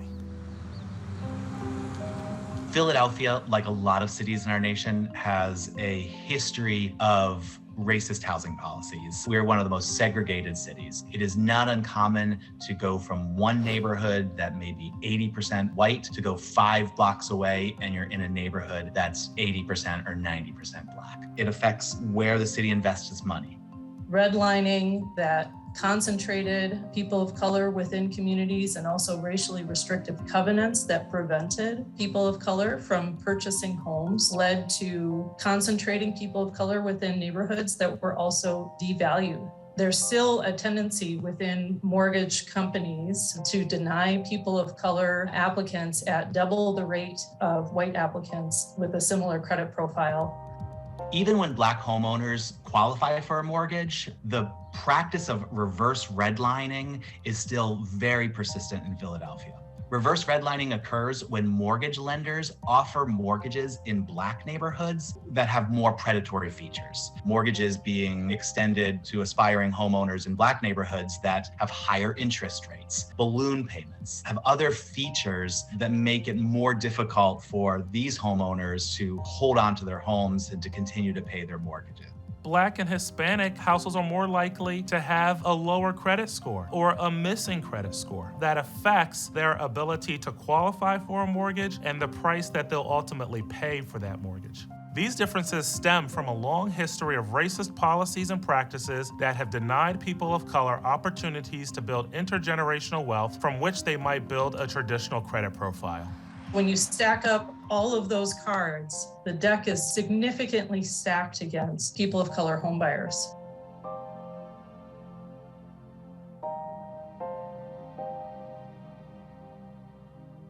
When you have to pay more than 30% of your income for your housing payment, that cost burden can make it very challenging to save the money that you need for down payment assistance. It can also make it challenging to have the credit score that you need to have in order to qualify for a first mortgage at an affordable rate. When you're in a position where almost all of your money is going towards housing payments, it changes the trajectory of your life. You're in survival mode rather than flourishing. To help households of color increase home ownership and home equity, we need to find ways to help them afford more valuable homes. This means thinking about policies that aren't typically considered home ownership strategies, like workforce development programs that help families of color build wealth. We also need to support households of color through programs like down payment assistance and by creating more affordable rental housing units to allow households of color to build savings. If we don't, we'll see more of what we've seen in the past, with housing wealth disparities compounding and holding future generations back.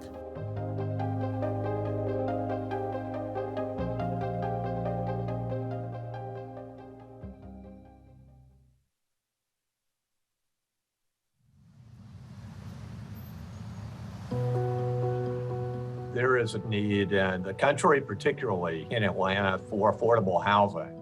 In Atlanta, prior to the recession, we had one of the top 1 or 2 home builder associations full of local home builders. During the recession, those local builders got hit. National builders came in the market. National builders have national, international capital, and that capital is aligned to the top profit. And the way to make the most money in Atlanta is to develop one home that's a higher income home and get a return on that larger investment. And so that is where the capital and the builders have flowed. As of 2 or 3 years ago, 95% of recent new residential construction had been luxury apartments. Our production of housing is about 25% of what it should be, and that production is overwhelmingly in the top end of the market.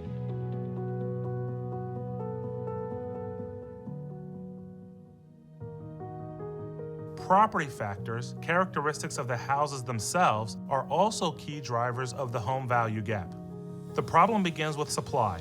Simply put, there are not enough affordable housing units available for purchase across the country. When combined with income, wealth, and lending disparities, this supply issue means that it's harder for households of color to purchase a home than it is for white households. There's not enough housing affordability.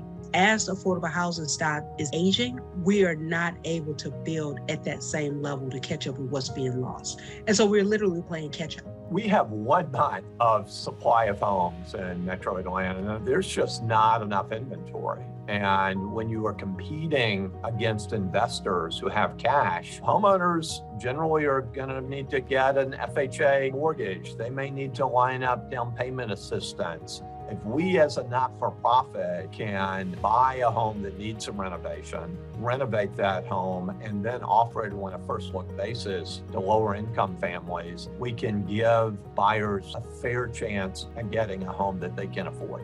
It's not surprising that a home's physical structure impacts its value. Across the country, white homeowners are more likely to live in detached single-family homes, which is the most valuable home structure. But with a low supply across the country, homeowners of color are often priced out of these homes. White homeowners also tend to live in larger homes with less expensive forms of energy, such as electric or solar, all of which boost a property's value.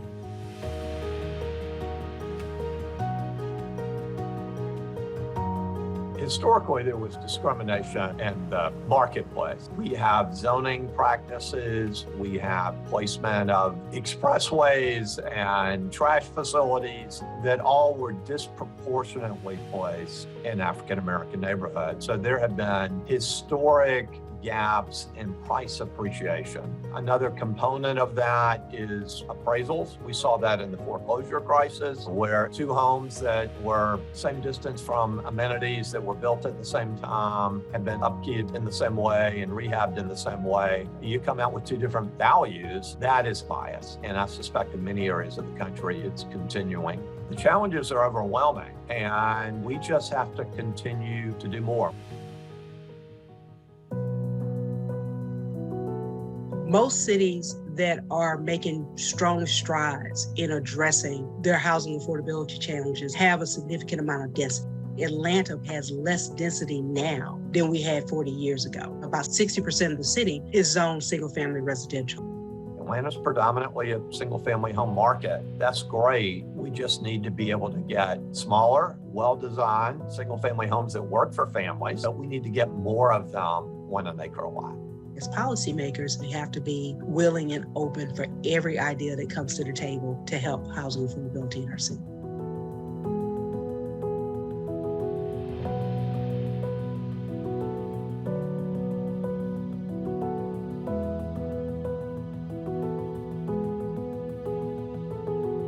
In addition to needing to end bias in appraisals through anti-bias trainings and ending racist zoning policies, the nation will need to address the shortage of affordable housing. Policies that lower the cost of constructing new homes must be pursued in order to increase the supply and lower the cost of these units. Doing so will allow more people of color to purchase these kinds of properties and begin to increase their wealth. Families need stability. Our homeowners are stable in their communities, and that stability creates wealth. The future is going to be defined by that family success that ties so much to wealth.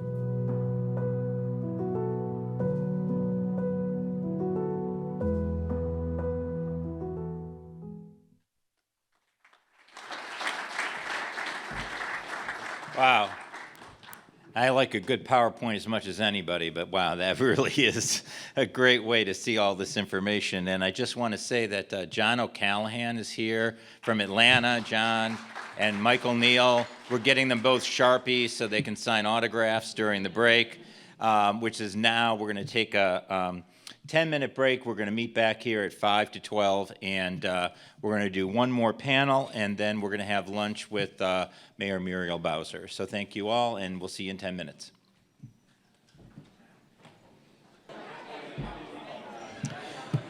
Okay, let's get started again. If everybody can grab a seat, we're going to get started.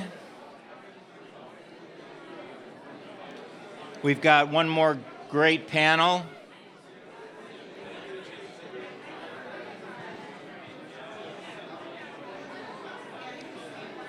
And if our panelists could come on up and get seated, we'll get started.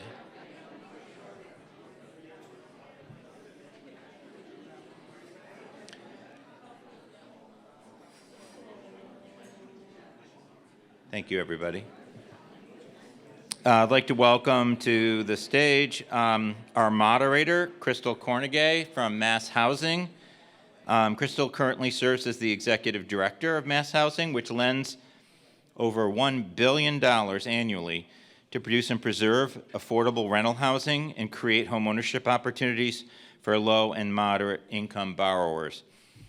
She's going to be joined by our panelist, Christy Peel, who's Executive Director of the Center for New York City Neighborhoods, Nick Mitchell from Come Dream, Come Build, Monica Jefferson, who's Vice President and COO of Human Resources, Home of VA, and Sasha Gale Angus from Manna Homes.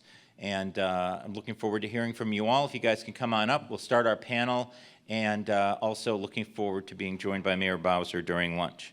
So let's give a hand for our panel. Thank you.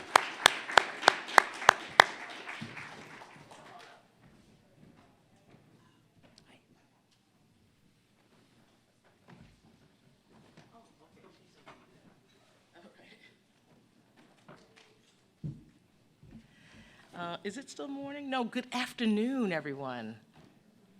Oh, that's horrible. Good afternoon, everyone. There we go.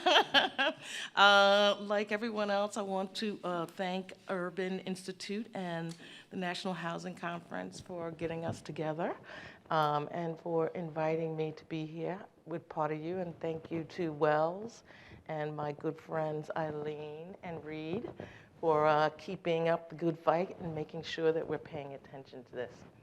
So we heard a lot this morning about national issues, and we know over the past 10 years or so that really the game is being played on a local level. And so what we're going to talk about now is what's going on the local level, some kinds of things that people can think about, and ways in which people can maybe get engaged and think about what's important to them in their community. But I'm going to start by saying, as I was described, I am the executive director of Mass Housing, the state's affordable housing bank. And in Massachusetts, like the rest of the country, we're having a housing crisis, right? And this has been true for us for many decades, like the rest of the country. In 60s, 70s, and 80s, we were producing about 20,000 new units a year, and then the next decades, we were producing about 10,000 units a year. And so we haven't been able to keep up with that demand. And the causes for the housing crisis in Massachusetts, we've talked about and can be traced to many things that were mentioned here today. So, but before the pandemic, the administration, the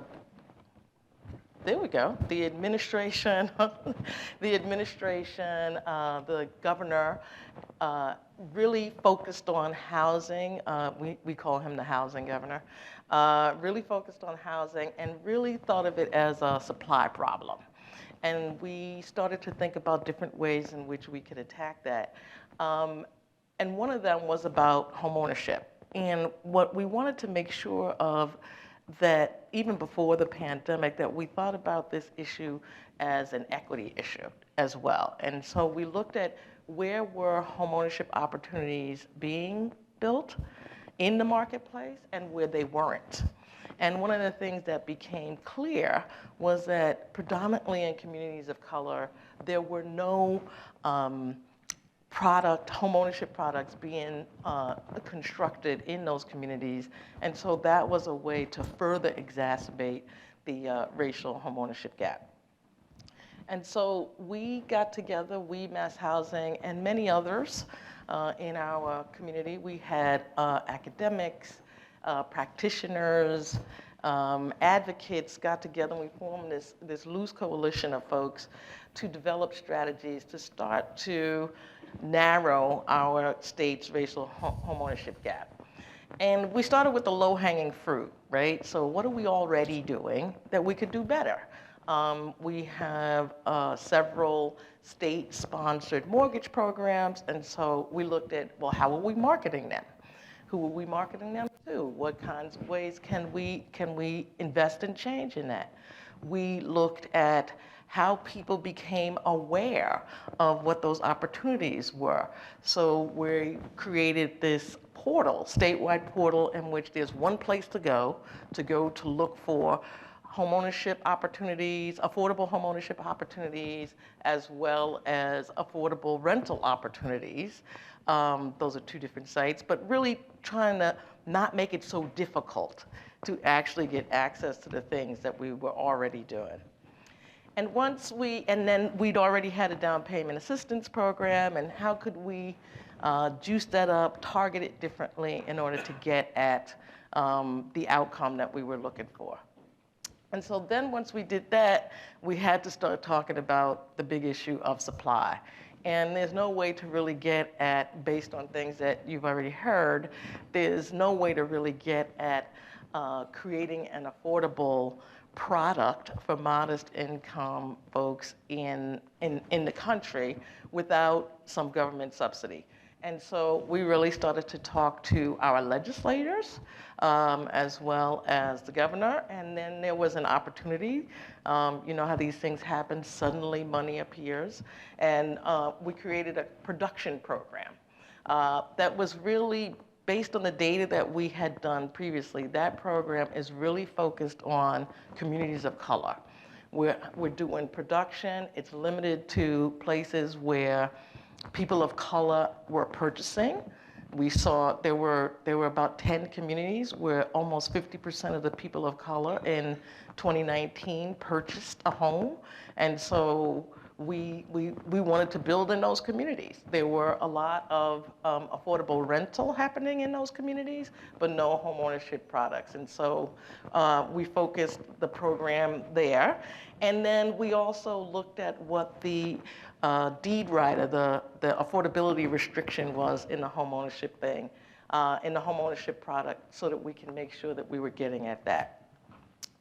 And because of those initiatives, the legislature in Massachusetts put forth, gave us an additional $180 million of state and local recovery funds to further scale the program. And that money is both for thinking about expanded down payment assistance programs as well as programs for supply. So, but we know this is not enough. We acknowledge this is generational work, and we know this is community work, meaning that how did President McCargo say, it takes a village. We also know that there isn't one thing. We've all got to be doing our parts. And so this panel will be talking to us about the different parts that people are doing. I'm going to sit down now, and I'm going to ask Monica to tell us a little bit about your organization and the work that you're doing in order to help address. Good afternoon, everyone. My name is Monica Jefferson. I'm the Vice President and Chief Operating Officer with Housing Opportunities Made Equal of Virginia. We're also known as Home of Virginia. So I am so delighted to be here, and I want to thank the National Housing Conference and the Urban Institute and Wells Fargo for sponsoring this event. Home of Virginia, we were established over 51 years ago out of the necessity to enforce the Fair Housing Act of 1968. Since that time, we have served over thousands of individuals battling divisive housing practices. We've also been involved with setting national and local precedent in fair housing. Many of you all, as we heard this morning, talked about redlining, and we were one of the organizations that filed a lawsuit against Nationwide Insurance back in the 90s due to redlining in the Richmond, Virginia area. In addition to that, we also advocate for change in policy. We're very involved locally as well as statewide policy work. We also serve as a HUD-approved housing counseling agency where we provide direct services in the area of pre-purchase counseling, foreclosure prevention, rental counseling, and mobility counseling, which as we work with several redevelopment and housing authorities to work with individuals that have housing choice vouchers.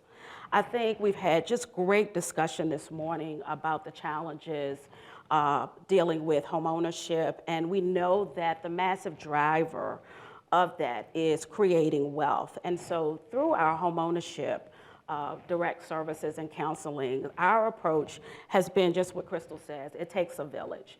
And so we've been involved with several collaborative projects throughout the years in order for us to try to mitigate and reduce the homeownership gap between Blacks and whites. And so part of that, our focus is, and as also as a part of Home's mission, is to ensure that everyone has equal access to housing for all people. So we believe equality, equity, as well as opportunity is one of those keys that's going to be able to help us kind of break this systemic issue of the lack of homeownership opportunities for people of color. And so one of the things that we have been doing, and we built our homeownership program off of, is really connecting with localities and really working with them on providing down payment assistance and closing costs. So in the Richmond market, we have the Central there, and we work very closely with several of the surrounding counties there. Specifically in the city of Richmond, we have been targeting neighborhoods of color where the city has designated specific down payment resources, some up to $20,000, $25,000 to be able to assist clients with that. In addition to that, we work very closely with our state finance agency. And I know we have a representative here from that today. It's Virginia Housing, formerly known as VHDA. And so they have really provided leverage resources to allow us to have an allocation of first mortgage loan money where we can buy down the current interest rate. And that's definitely, with interest rates rising, that's going to be very advantageous to work with first-time home buyers and make it more affordable. In addition to that, I think one of the keys that we're seeing is that we've got to come up with a lot of innovative and creative ways to be able to be boots on the ground and work with individuals in our community. And so we have partnered with a local community land trust. Maggie Walker Community Land Trust has been really advantageous in helping us, and they bring clients to us to counsel. We've also been able to provide down payment assistance to work with individuals that are participating in that program. We also work very closely with a lot of BIPOC communities. We've worked and partnered with many faith-based organizations, churches who tend to be that trusted advisor in the community. We host homeownership classes in churches, outside in the community, and really tried to have that targeted outreach to work with those individuals. And lastly, I just want to kind of share that in addition to that, we also have identified maybe some other pillars and other organizations and entities through what we call our Richmond Collaborative. Most recently, we've worked through our local list organization, worked with a couple of housing development organizations. We're working with historically Black colleges and universities, and just really kind of identifying how we can move the needle to be able to help these individuals. And lastly, by the end of this year, we're also going to be starting a home buyer club, and just really kind of working with a lot of those individuals who may not be ready yet, who need some extra hand-holding, some additional counseling and resources. But I believe that I think all of us, it's going to require us to really think outside of the box if we're going to continue to try to reduce this gap and create more homeownership opportunities for the BIPOC community. Thank you, Monica, for describing your village to us. Yes. And to really be telling us about how your village is focused on access. Yeah. Christy, speaking of access, I think that you have some things that you'd like to share with us about how you guys are working to improve access. Well, thank you so much, Director, and thank you to the National Housing Conference for continuing to push the homeownership agenda. Generally and specifically around the racial wealth gap, we're really grateful to be here with Wells Fargo. I know that they are one of the leading housing funders, and we need more funders to join you, so thank you for your support. And obviously, those of us doing the local work couldn't do it without the national data that we get from the Urban Institute. So thanks to Michael and your amazing team. I'm Christy Peel. I have the immense honor to run the Center for New York City Neighborhoods.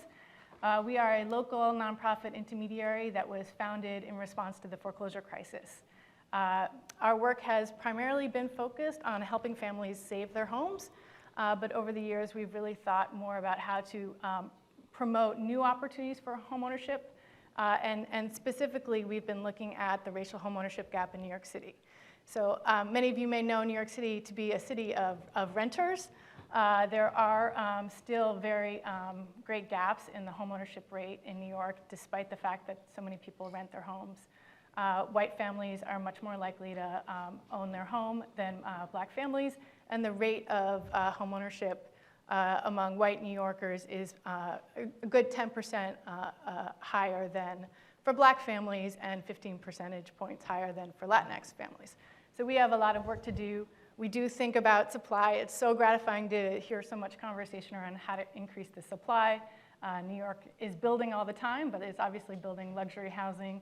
When it's building affordable housing, it's usually rental, which is fantastic.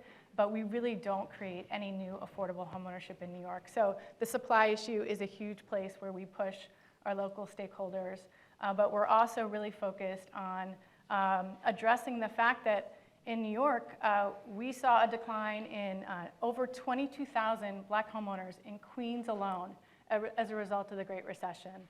And this local statistic is felt in a very real way in communities, not just in Queens, but across the whole city, where we've seen not only families lose their homes as a result of the foreclosure crisis, but we haven't seen new families be able to buy. So our market is really broken. And what we're thinking about in terms of trying to create a fair and more equitable market is to not just create more opportunity, not just create more, give people more tools to fight in a very aggressive market, but to create more access. So what does that mean? We're looking at the fact that nationally, even when you hold debt-to-income ratios, even when you hold credit scores constant, Black and Latinx families are 80% more likely to be denied a home. So that is a horrifying statistic nationally, but what that means locally in a hot housing market like New York is that, again, we talked about this earlier today, if you need to borrow money to buy a home, and that is much more the case for Black buyers, you're most likely going to get beaten by a cash buyer. So that differential in terms of access has very real outcomes. We know that cash buyers are playing a huge role across the country, but in New York, they're really having a huge impact in the bottom part of the market, which is where the affordable housing stock is. So when we're thinking about what is the difference maker for a Black buyer or a Latinx buyer to be able to get approved and to be able to buy that one affordable home that's left on the block, it's about mortgage access and mortgage approval. So we've been leaning into a lot of the data that we've seen based on our work with stabilizing homeowners. We have a CDFI and we give out 0% foreclosure prevention loans. And we've seen a very good portfolio performance on these very low-risk loans, but we see that families that get access to counseling, who get back on a stable track with this intervention, are able to maintain their homes. So that really drove us to say maybe we're all making some bad assumptions around who's a good credit risk. And we've started to work through the Housing Affordability Breakthrough Challenge on a product that's called Underwriting for Good. And it's a standalone component that can be used with loan origination systems that will increase access to alternative credit products, which are typically much more affordable. And what, again, we're seeing is that the borrowers that we want to work with to see a higher rate of Black homeownership are getting charged more when they go through the traditional underwriting process, if they get approved at all. So this is a way to ensure a faster access to a cheaper product for people that desperately need to get there, or else, again, they're going to lose that opportunity. Thank you, Christy. That sounds exciting, and we'll keep our eye on that. Sasha, we've been talking a lot about access, but you tell us what it's like to actually access opportunities in the district, in particular, in the area you're working, to actually build affordable homes. Sure. Well, thank you for having me, Crystal. It's a pleasure to be here. My name is Sasha Gay-Angus. I am the president and CEO of MANA Inc. I want to thank the National Housing Conference, Wells Fargo, and certainly the Urban Institute and others who have really made this event possible. MANA Inc. is a 40-year-old organization. Unlike some of my panelists here, we were actually founded out of necessity. Our founder had been working with families coming out of transitional housing, and they really lived in rental housing, stable, affordable rental housing for a long time. And after working with these families, they were asked, what's next for you? Where do you see yourself? How can we help you? And they said they wanted to become homeowners. Now that was in, the early 90s, when Washington, D.C. was a very different place. It looked very different from what it is today. And so we really, MANA Inc. began by creating affordable. At those times, it was affordable because land was affordable in Washington, D.C. during the early 80s. And so we really began by creating homeownership units for families that were coming out of transitional housing. And really, at that time during the 80s, again, Washington, D.C. Was really sort of going through a lot of changes stemmed from urban renewal. Land was cheap in areas that are now considered neighborhoods of choice, neighborhoods that are close to metro. Once upon a time, it was cheap to develop there. And so we've developed housing, over 1,900 units of housing over the last 40 years across Washington, D.C. Started out being able to do it affordably. And now, if you look at our pipeline, currently we have over 500 units in our pipeline, and only 30 of those units are for sale. And when I talk to people, what I hear is, we're a little bit confused about what MANA does because we're known to be for sale developers. But part of the reason why we only have 30 units in our pipeline is because, like my fellow panelists, we are in a hot housing market in Washington, D.C. right now. And so being able to, number one, acquire land is very, very expensive. We are unable to compete with investors, but also there's just limited land available in Washington, D.C. In some ways, a lot of ways, the city is thriving. It's prosperous. And we do have a government that is very much committed to affordable housing. The District of Columbia has historically funded affordable housing in astronomical numbers. Initially, I would say over the last few years, we were funding $100 million annually to build affordable rental housing. Most recently, the mayor's commitment has been $450 million. And so imagine what the fact that we are in a building community here, right? That means that, number one, it is very difficult to find land that is affordable, that there is really hardly any vacant land to begin with.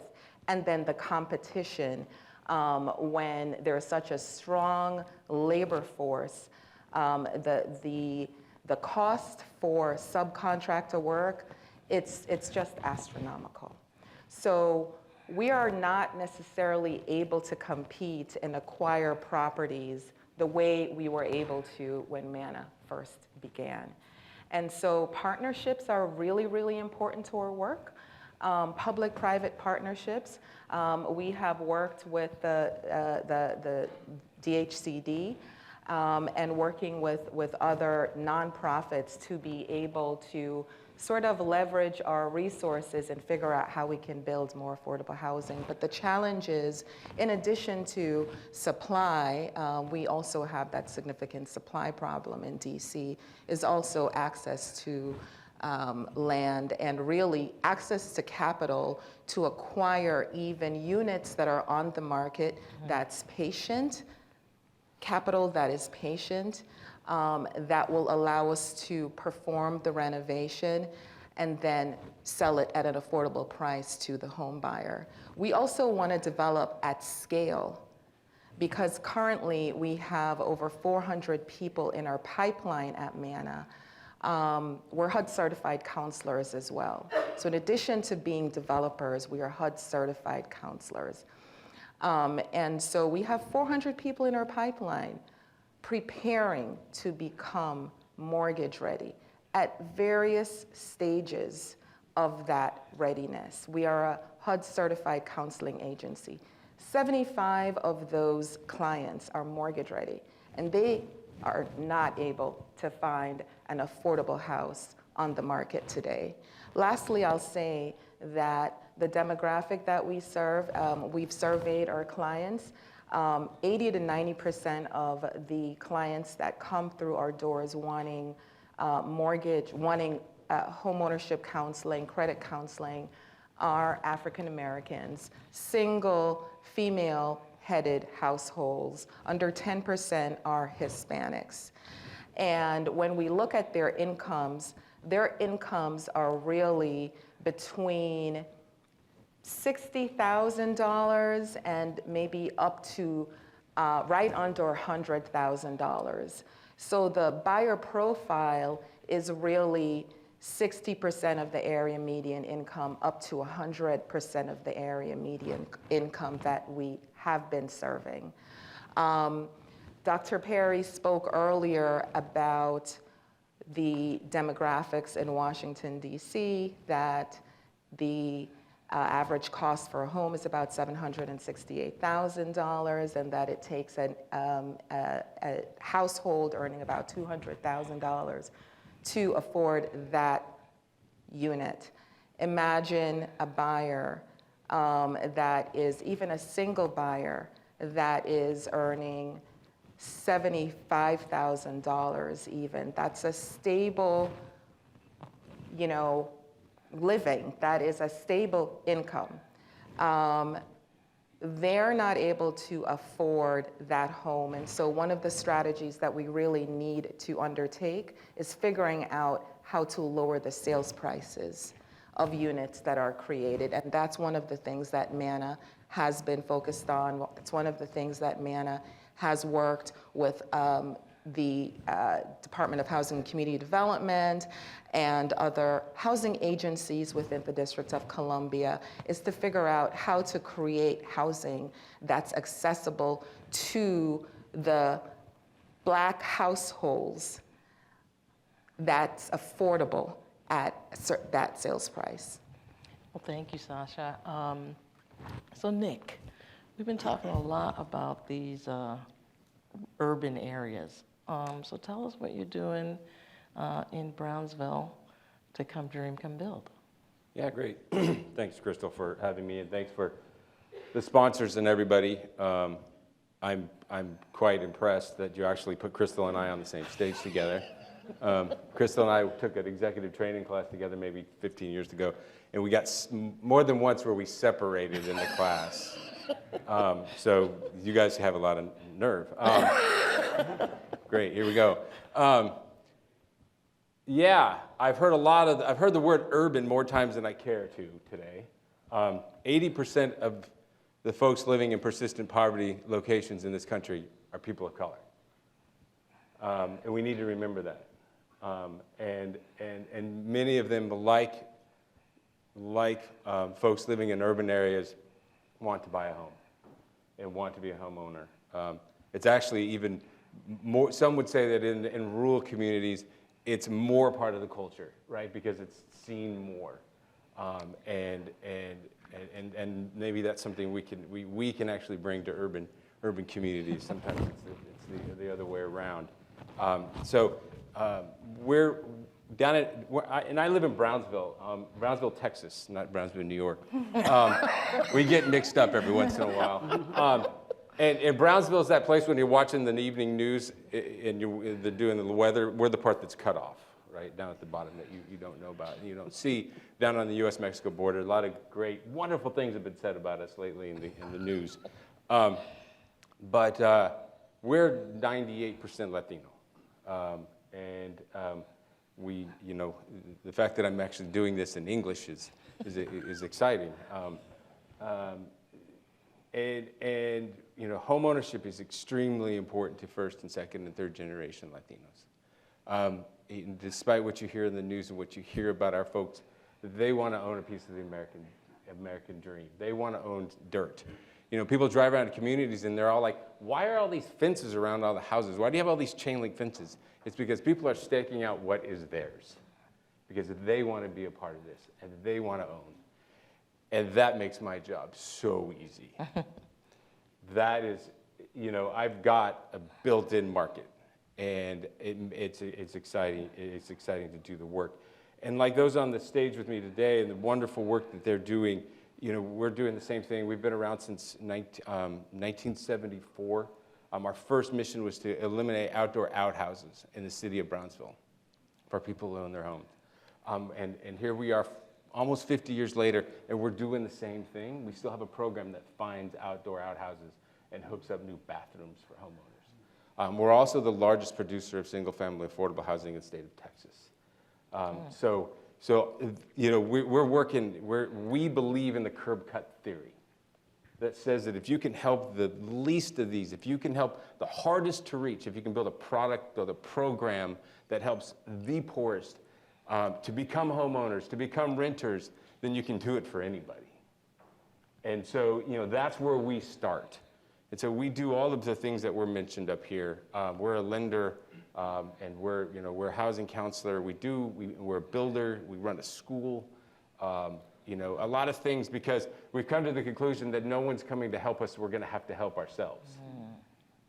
And so, thank God we have folks like Wells Fargo who have stepped in, and we were a winner along with Christy here of the Affordable Housing Breakthrough Challenge.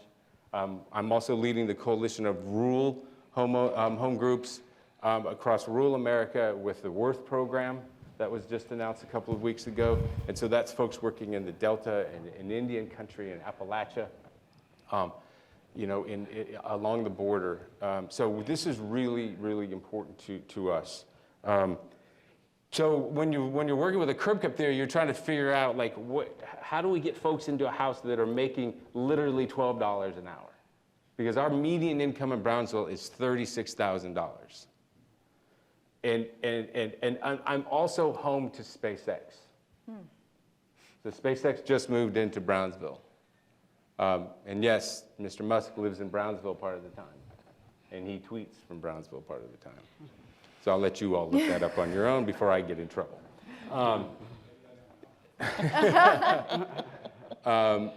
So we got these skyrocketing housing prices, right? The numbers their guys are throwing up around here, I'm just like, okay, whatever. I'm not even going to throw ours, but let's just say housing prices in Brownsville have gone up 65% in the last 12 months.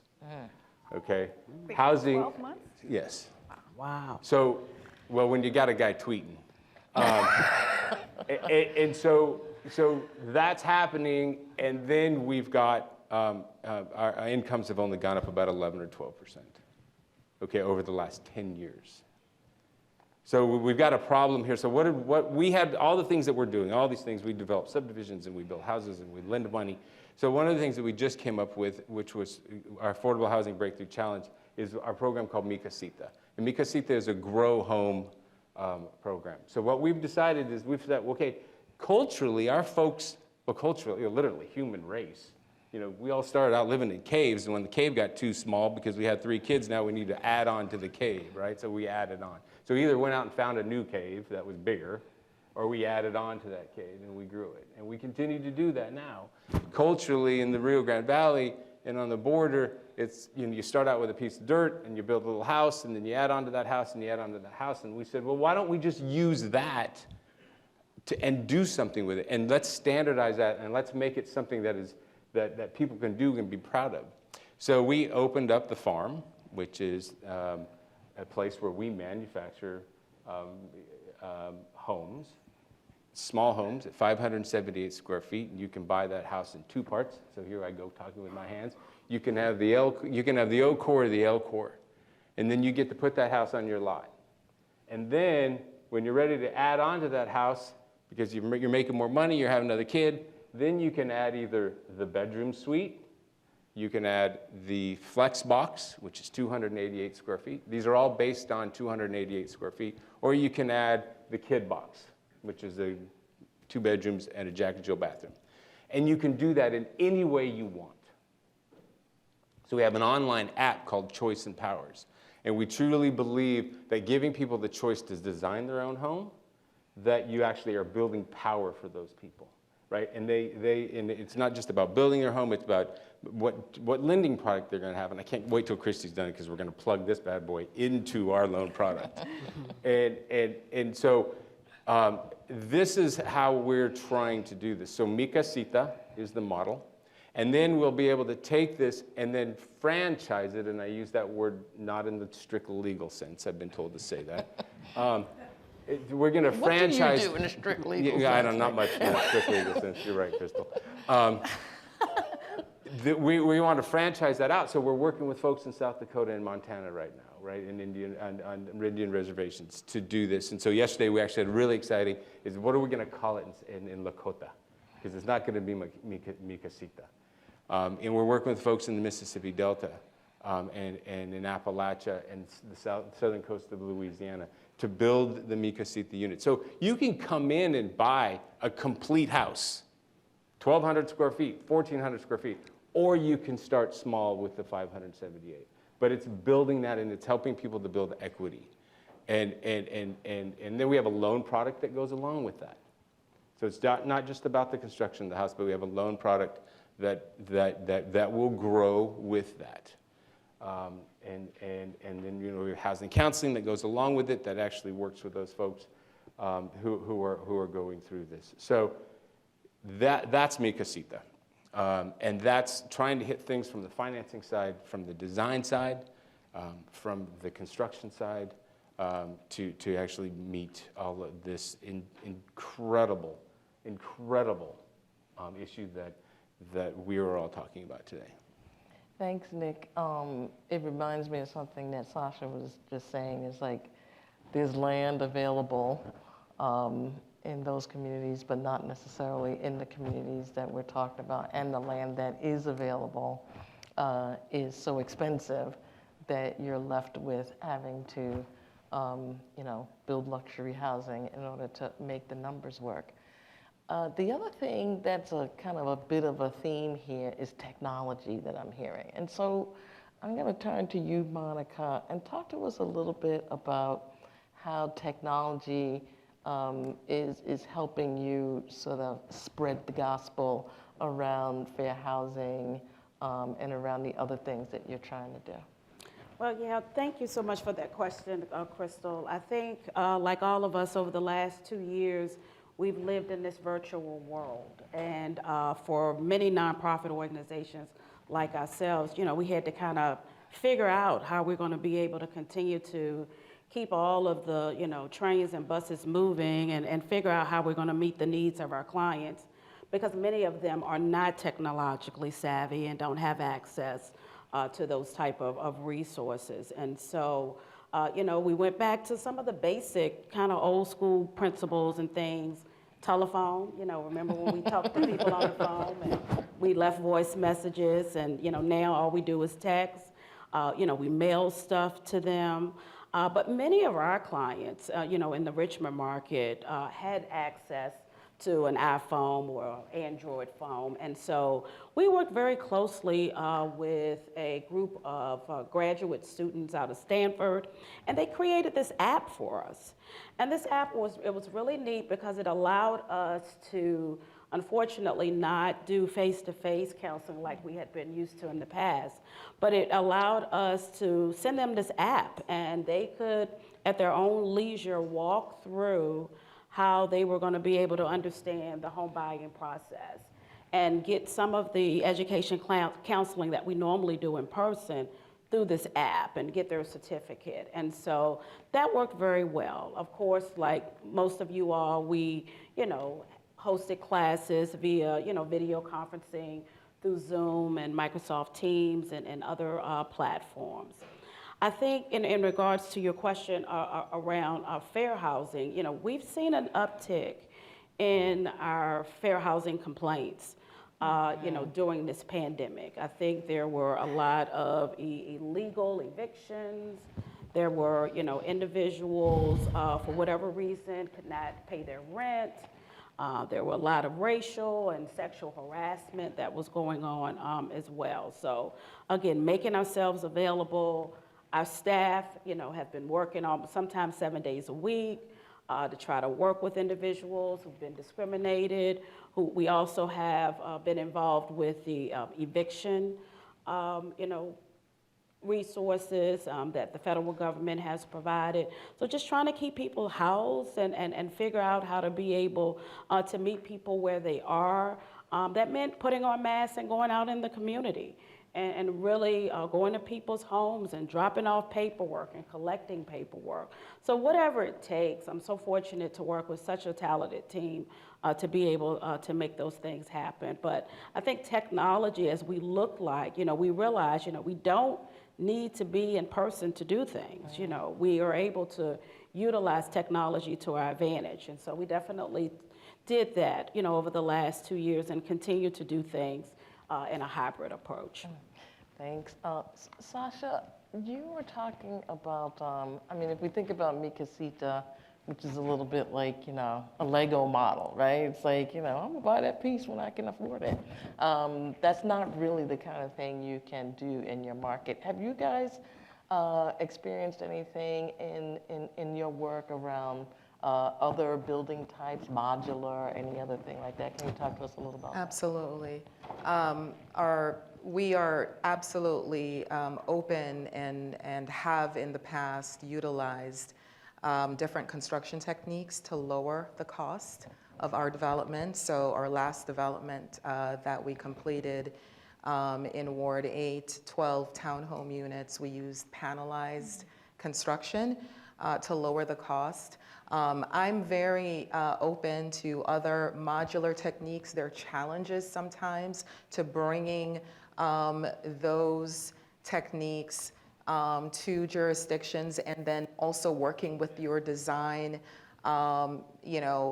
companies to ensure that those techniques meet the required codes of that jurisdiction. So, there can be challenges with that, but we're certainly open. We've used partial modular and panelized construction techniques to build townhomes.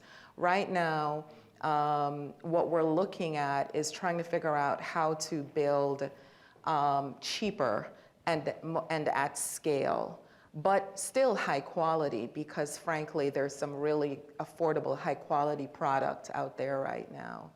And when we really surveyed our clients and our buyer profiles, we really learned that while a significant number of families are needing single-family homes or townhomes, most people want a 3-bedroom home. For their first home, there are still a lot of households that really just need 2 bedrooms, right?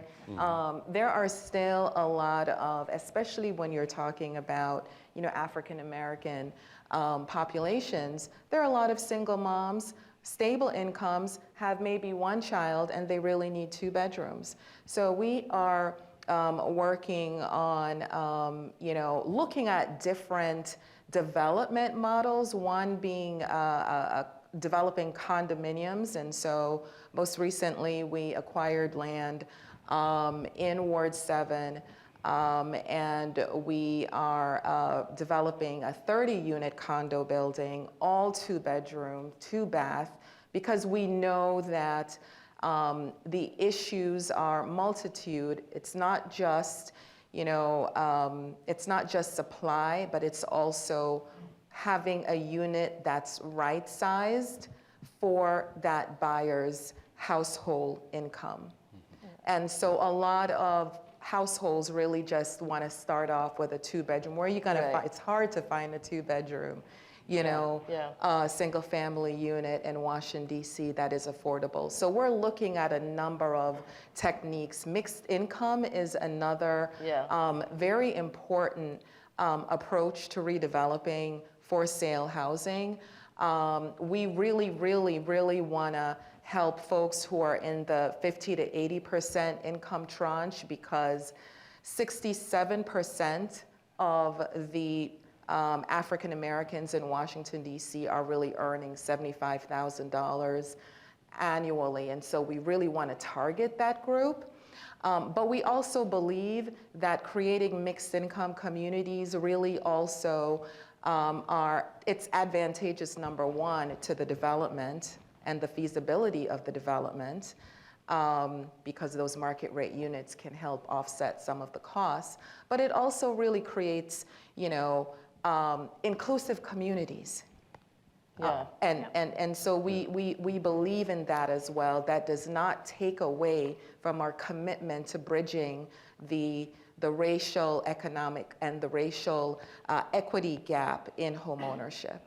Yeah, what I was, when people were talking earlier about special purpose credit programs, it occurred to me that, you know, the whole VA loan and all that stuff, they were special purpose credit programs, right? They were targeted. And it's like, oh my God, they like kind of thought about that. I'm gonna ask Christy to wrap us up and give us some thoughts around how the technology being developed does not, you know, reflect institutional racism or helps to kind of whitewash that out of the system.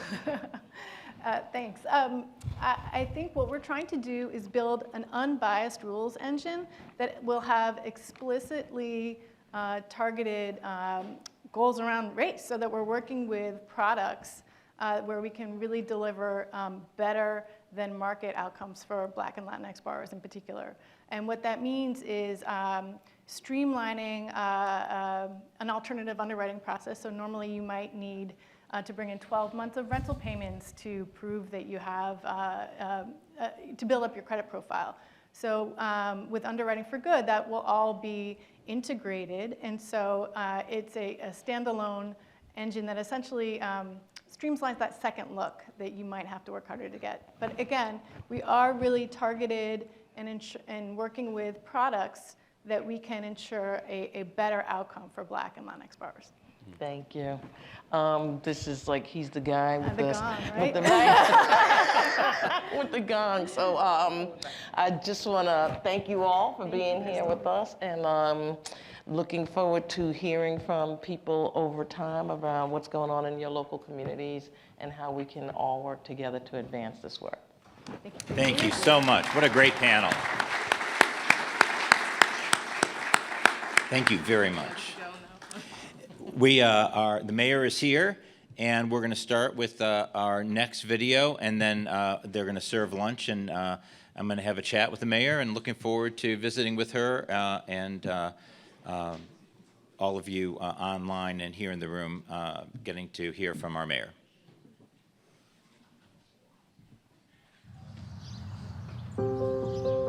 St. Louis Park is 50,000 people, a city that is a classic American post-war suburb. Almost 60% of the housing stock was built in a 5-year window from 1946 to 1951. It's a city that is about 80% white.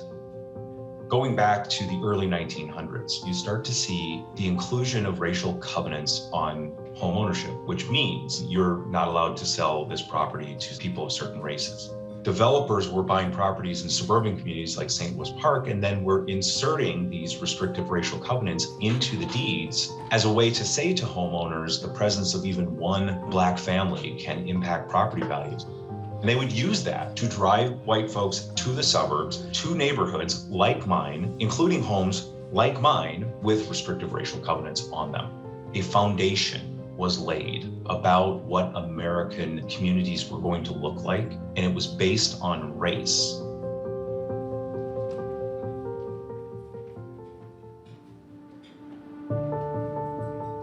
Household and property level challenges that lower the value of homes owned by people of color can easily scale to the community level. Forms of racial prejudice, like appraisal error, can become community-wide when these homes are used as a comparable sale in the transaction of another home in the neighborhood. And real estate agents have a history of steering Black and Hispanic home buyers into communities of color when looking for a home.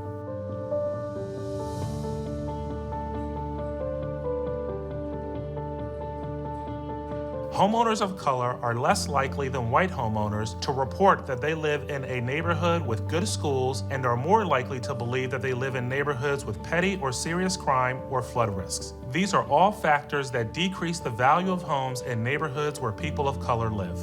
Our challenges are a lack of supply for home ownership. There are issues around debt to income ratios, down payment challenges, higher transportation costs to get folks from suburban communities to job centers. But more importantly, I think than any other for us, is this overriding issue around structural racism. It's really incumbent upon mayors and community leaders who look like me to be on the leading edge of that work, to acknowledge it, name it, and start putting money behind it. We've been really intentional over the years on focusing our housing policies to not concentrate programs and support and initiatives in one neighborhood versus another. For example, our inclusionary affordable housing policy, which has created hundreds and hundreds of affordable rental units in our community, that has been integrated into our growth across the city. When we look at transportation, we have the largest infrastructure project in the state's history, the Green Line extension. The city of St. Louis Park located stations in areas that we knew that there were more modest housing. As a city, we are looking at our practices and procedures that have been deliberately exclusionary and have kept people out of the decision-making process. Let's make sure that folks who have the greatest possible access to speak their voice. We didn't get into this problem overnight. We are not going to fix it overnight. What we know is that when we use the policy tools that we've got at our disposal, there is an impact on the other side. Community problems require community-focused solutions, but there are still some common ingredients that can help shape efforts to combat the home value gap at the neighborhood level. First, these efforts should be spearheaded by local leadership that is responsive to community voices. Second, community investments must be equitably distributed within jurisdictions. And third, community development strategies must respond to the community's histories, priorities, and needs. My hope is that we are able to change these systems of inequity through a sense of urgency. This pattern has been going on, and until we treat it as an urgent problem, it's quite simply not going to get resolved.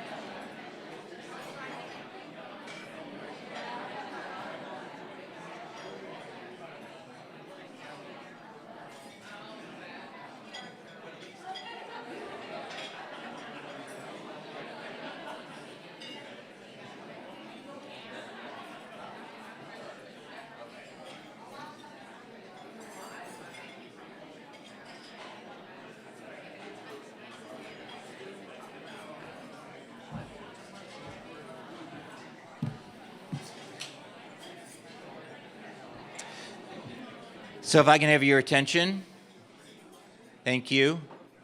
Well, that was quick. When we have a VIP in the room, we get quiet real fast. That's fabulous. It's now my very distinct pleasure and honor to welcome our mayor, Muriel Bowser. Washington, D.C. is very unique in the American political system. The mayor, D.C.'s chief executive, functions also as governor, county executive, as well as mayor. I guess mayor's your day job.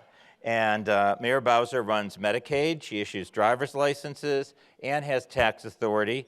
Like county executives, Mayor Bowser runs the local jail, and unlike most mayors, also oversees the public school system. In 2020, Washington, D.C.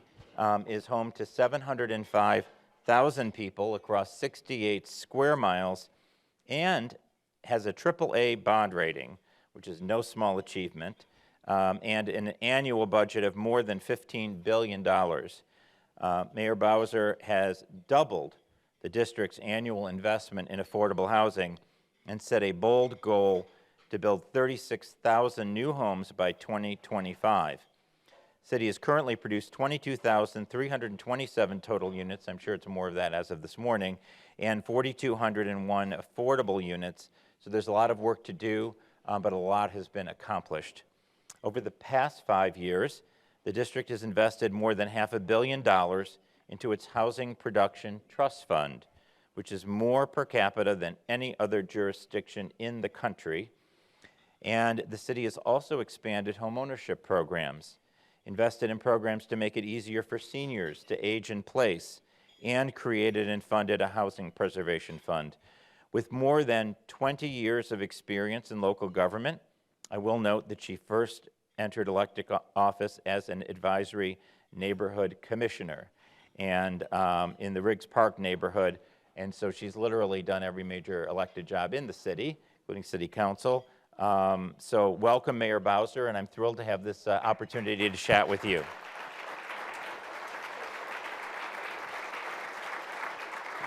Thanks so much. You can have a seat over here.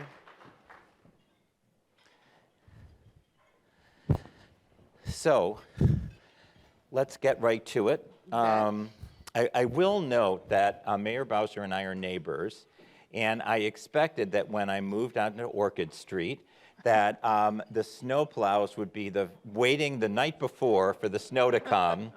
But unfortunately, what I see instead is Mayor Bowser getting out in her SUV, making sure the snow plows are going all over the neighborhood. And so it's that one perk. I had to wait a few hours, but I appreciate what you do for the city in rain, sun, or snow. Well, thank you. So let's get right into it. We've come a long way in building affordable housing and reducing homelessness. I actually, when I do my presentation about homelessness around the country, I have all these pictures of homeless people in San Francisco and Los Angeles and New York, and the charts that show how much worse it's gotten. And the District of Columbia is always my example of what it should look like rather than what it does look like in other cities. So I know you've done a lot in reducing homelessness. We obviously have a long way to go. Tell us about some of the tools and tactics your administration has used to increase the supply of units and address rising prices in Washington, D.C., which don't just increase the economically homeless population, but really help drive people who've been here for so long out of the city because there's a reduction in affordable housing. No, for sure. So first of all, let me thank everybody for discussing this very important issue and doing it right here in Washington. I was telling David as I was walking in, it's been a little while since I've been in this room, and I've been in this room 1,000 times. But it's just another example of how we're open and how the last 2 years we have been so modified in the way that we do everything. So it's great to see everyone here. And for us, of housing affordability, I think it's our #1 issue. That's what we hear across all 8 wards of Washington, D.C. That's what I heard for 9 straight months on the campaign trail. And I will say that issue issues around affordability are different, even when I ran 4 years ago or the 4 years before that. But even 8 years ago, we set out to make affordability the number one tenet of my time in service, because I could see then the pressures across the board and across the city on affordability. Housing being number one, but other areas too. Child care is another huge driver for costs for families.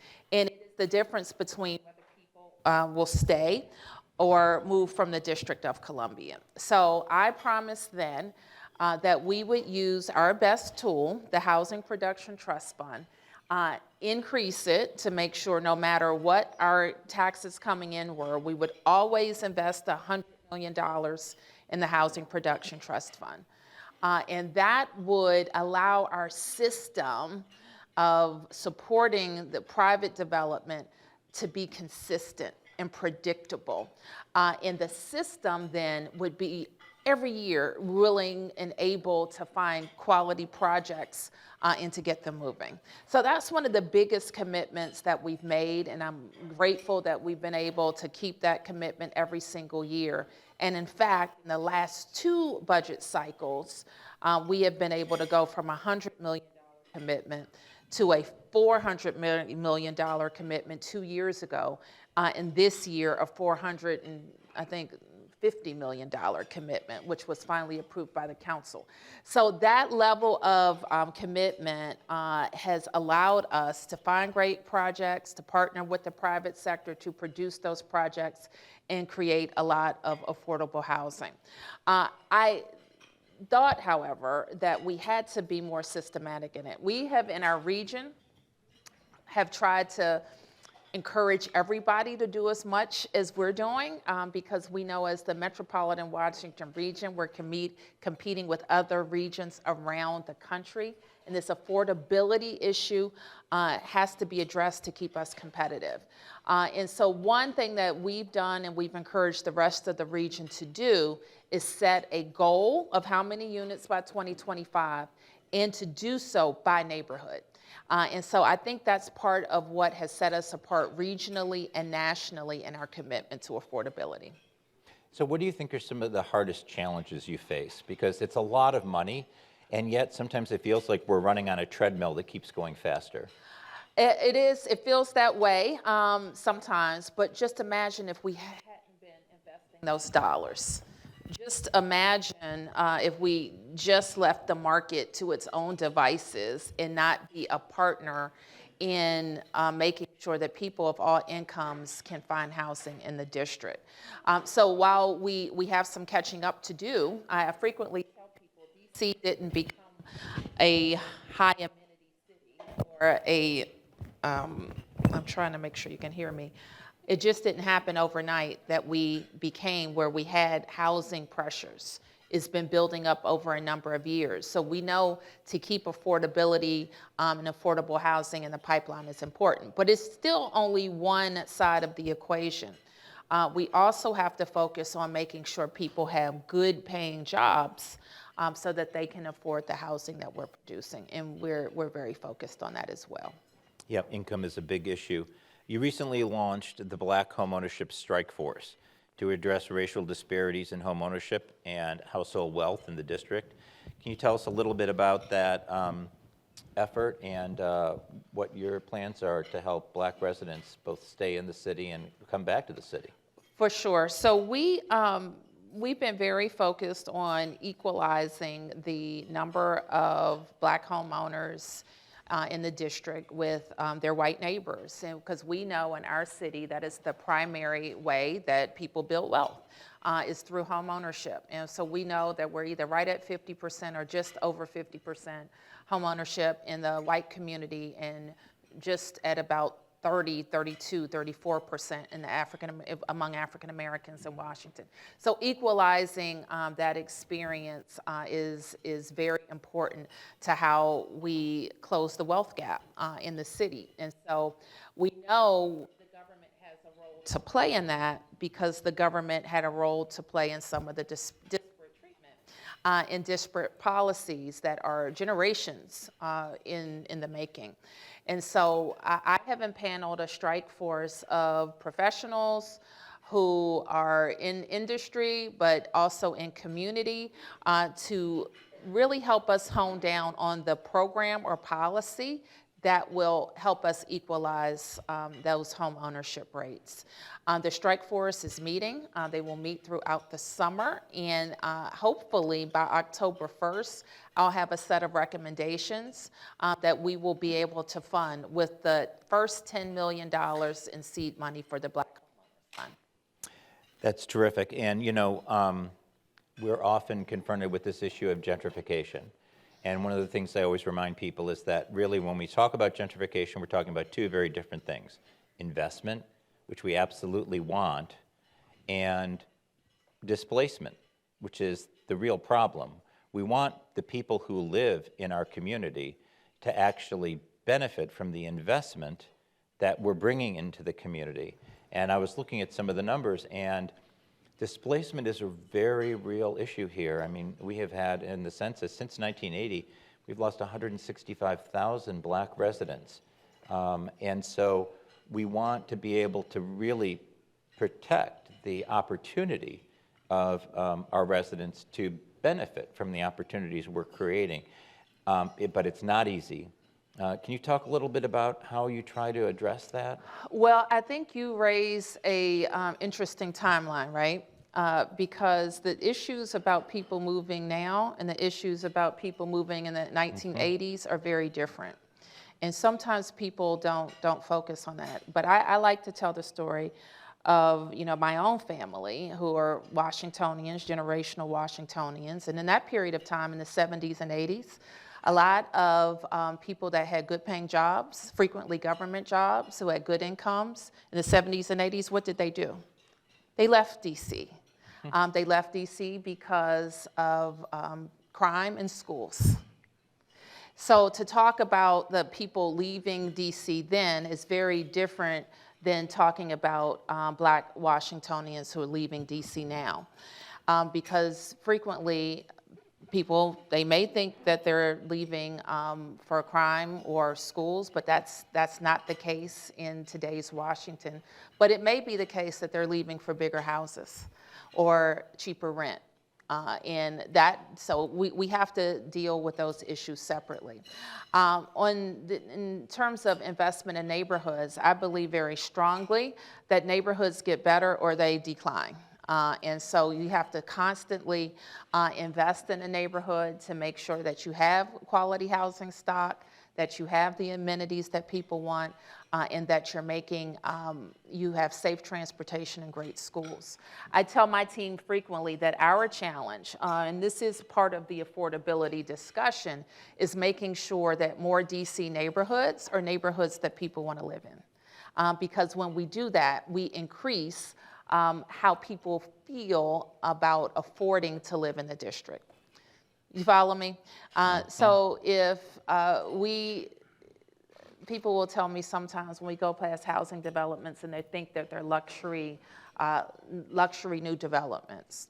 And in fact, they probably have 30% affordability attached to them, but you can't see that, nor should you be able to see it. But somebody will say to me, well, I can't afford to live in that building. And I said, that may be true. I may not be able to afford to live there either, but there are so many other neighborhoods in Washington that we've invested in. They have a new grocery store, they have quality transportation, they have a great school, great parks. And so now these have become affordable neighborhoods because people can see themselves living there. So the investment in creating new units goes hand in hand with investing in neighborhoods. I think that's a really good point. Investment makes a difference. You've mentioned the Black Homeownership Fund. You've got $40 million package of legacy initiatives. Yep. Tell me a little bit about that. Well, the legacy initiatives are all focused, again, on affordability, some with housing, as we've talked about, one with Black Homeowners Fund. Another housing initiative relates to senior housing and senior homeowners and helping them afford their homes by not increasing their property taxes so much year to year. In other words, we had a 5% cap year to year that seniors' property taxes couldn't go up. We were able to reduce that to a 2% cap. And so now that helps more seniors use those few $100s or $1,000 that they would have paid in property taxes on some other thing that they need to stay in their home. We invest in Safe at Home, which allows more seniors to age in place as well. And on the business side, we're talking about housing, but there's also this commercial affordability problem that was really laid bare during COVID. We could see really distinct differences in some businesses being able to weather the storm or even apply for some of the relief programs. And what our commercial acquisition fund allows is legacy businesses that have been doing business in the district for a time to apply for dollars from us to buy their buildings. And so now they're creating more equity in their business by paying for their own building other than paying rent. So there's a series of programs like this that we will continue to look at that in some ways we learned about more needs during the COVID relief process. And now we see this as a bigger opportunity to grow. So you mentioned about food and grocery stores, and food deserts is such a big issue. And when we think about retaining people in the city, having a good place to buy groceries, having small businesses, they can, and Ward 8 is often, the example people look at. Tell us a little bit about the process of really creating these amenities in the communities that need it most. Well, there are a lot of different ways to go at it. When I think about my time serving as the Ward 4 council member, we had 2 grocery stores for 80,000 people. Not much different than in Ward 8 right now, where there was one grocery store. There was one full-service grocery store when I became the mayor. And so my strategy in Ward 4, I've just really expanded across all 8 wards, and that was to focus neighborhood by neighborhood, use small area plans, work with the community to increase the amount of food offerings. It was also to look at the little guys versus the big guys and start there. Literally, our first, the first projects that I worked on with food in Ward 4 involved a Yes Organic Market. Some of you have heard about that. And a little neighborhood store called the Broad Branch Market. And the way that I helped them was to help them sell alcohol. Now you may say, well, Muriel, we're talking about food, not alcohol. What are you talking about? But that's what it took for that little guy to be able to compete with some of the wine sellers to sell wine in their groceries. And that was just, what it taught me was, I'd rather take a bet on these little guys doing the right thing in their neighborhoods and hiring from their neighborhoods and putting fresh fruit where there was none than the other guys. And the fact is that the big guys are willing to take more risk, and they demonstrate to the big guys that it can be done. And so the strategy that we've deployed is, since I have been mayor, is to look at little food sellers that are doing well in one part of the city and partner with them to open up in Ward 8. And that's what we've done with a market called Good Foods Market. And in other cases, we have used a fund that we created with the council called the Food Access Fund, so that we can just kind of break up some problems that have existed in bringing development to tough to develop areas. So that's why we'll have a Lidl. And we just announced that Giant Food would open in Ward 8. So that's how it goes. But I approach the issue with food differently than some other people in office. Because you will frequently hear, I never use the word, for the most part, food desert. Because I see it as an opportunity to attract more food. And I don't see Ward 8 that different from Ward 4, because the truth is, 15 years ago, Ward 4 was Ward 8. with only 2 major grocers. And now we have, at least a dozen new food opportunities because we work neighborhood by neighborhood and project by project. And we deployed a model that said, let's go with the little guys first, and then the big guys will come. But the district is going to be a partner every step of the way. That's a fascinating strategy. And I have to say that you look at a lot of suburban markets around the country where they don't have, state control of liquor sales, and margins matter. And you see these grocery stores, they sell wine and beer, and it really makes a difference in terms of their ability to afford things like fresh vegetables, which have a much tighter margin. So that's really impressive. Let's talk a little bit about federal support.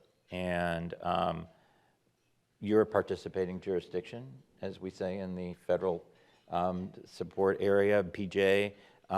Housing choice vouchers, home funds, these are really critical components of affordable housing. Mm-hmm. As a consumer of HUD's programs, tell us a little bit about, let's start with home funds, we'll get to vouchers, which are much harder second. But how do we, in those of us who are really trying to make a difference in national policy, make it easier for you as a consumer of these programs like home and CDBG to use these funds more effectively? Oh, wow. What a great question. I could probably write you a memo about that. Well, you should. I should write you a memo. And first of all, we're grateful that the attention that Secretary Fudge has given to cities, and I feel a kindred spirit with her because she was a mayor. That's right. She gets mayors. The Biden administration has been very good about bypassing the states to get to mayors, which is, not an issue for us.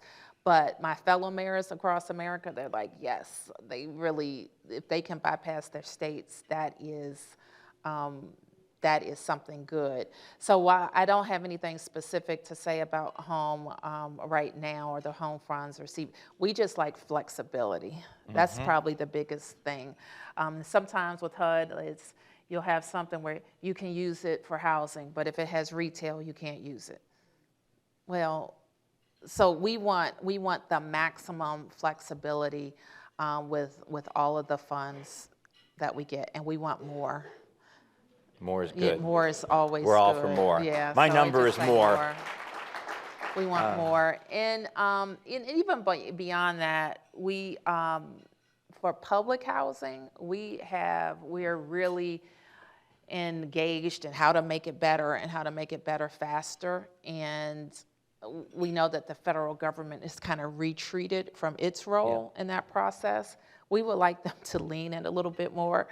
And we have, I think, about 6,000 units of public housing. We're approaching, between our federal and local vouchers, I think we're approaching like 19,000 vouchers in the mix.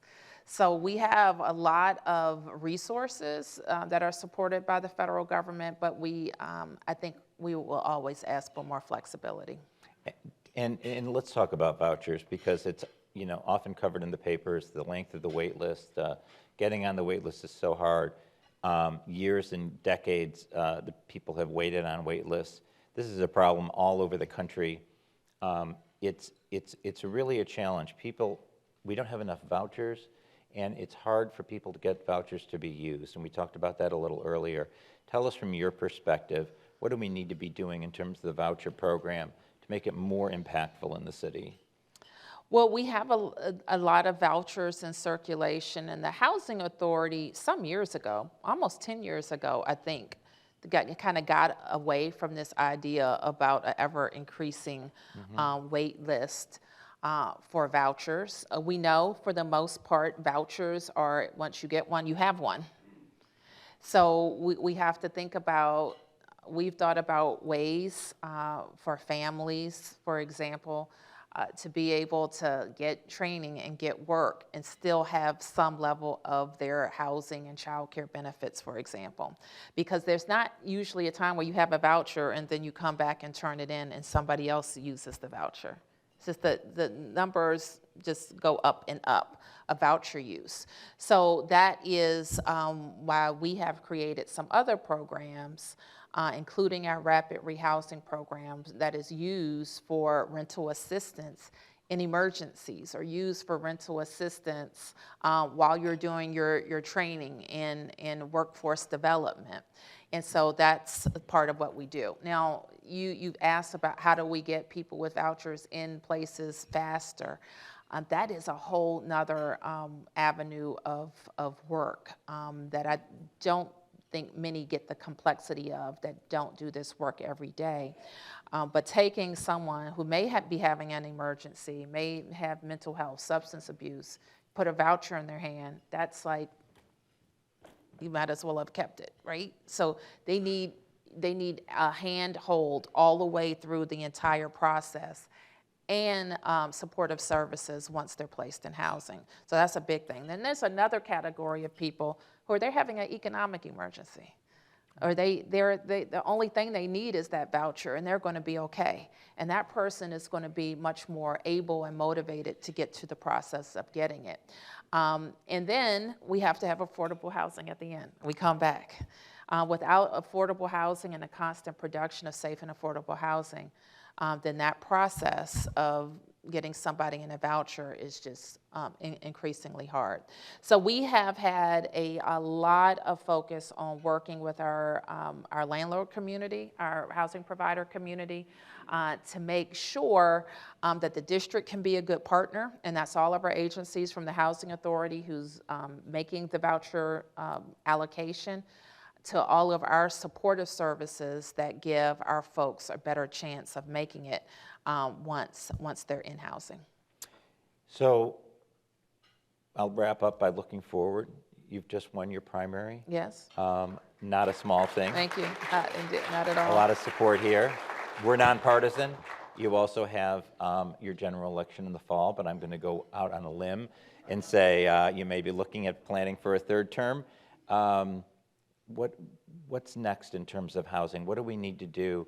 You've got, you may have 4 years. Yep. That's a long time, but it goes by very quickly. Yes, it does go by fast. I think we're looking for, we've been able to do this with housing, right? We can make incremental increases. We've added a lot of money. The money's buying less and less as we move forward. So I think that we need to be, all of us, thinking of if we've been doing like this for 7 years, how do we do like this? Mm-hmm. What is the thing that takes us from incremental changes to some huge changes? So I think some of that is innovation. Some of that is thinking differently about how and where we build, how high we build, and also just thinking about how people will live differently. And so I think it's been easy for us to think about, young people being in shared housing. But what about older people being in shared housing? What about people who are working remotely, permanently? Their job may be based in California, but now they're living here. We see that as a growth area for us in terms of our residents. So how are they living differently? So I think that it's going to take some innovation around our building practices, pushing the needle more than we have, I think, on how, where, and how we build is going to be important.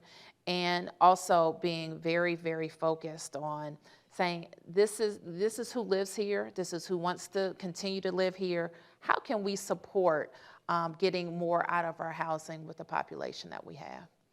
So I'm looking for, with all of your help, that next big thing that takes the level of production up. Well, we're here for you. All right. We're looking forward to working with you, and thank you for being with us. Thank you, everybody. Thank you. Thank you.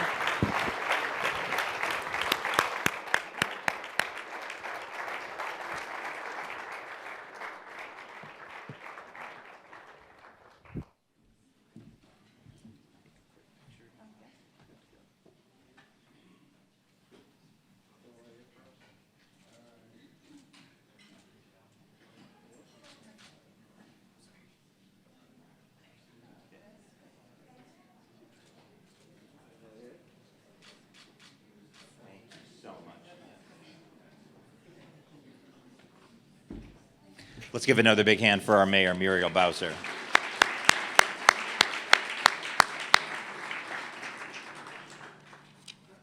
Okay, we are now going to see our final video, and Yannicka Ratcliffe, my partner in Good Trouble, is going to join us. Thank you. Thank you, David. Thank you, Mayor. That was really a terrific way to kind of wrap up most of the day, to sort of see how all those pieces that we've been talking about together fit, and how the dots, how you can find solutions by connecting the dots the way DC has been doing with its challenges. So I'm Yannicka Ratcliffe. I'm Vice President of the Housing Finance Policy Center at the Urban Institute, and we have one last video to share, and then I will close us out with some appreciations and observations. So let me just tee up this last video real quickly. Today we focused a lot on historic racial preferences that favored white families that still cast a shadow over the American dream. So we have unfinished work to do to undo that damage, which compounds the longer we are delaying it. We've also heard that we have urgent work to do to address current challenges facing households and communities of color, like affordability, supply, access to credit, foreclosure risk, appraisal bias.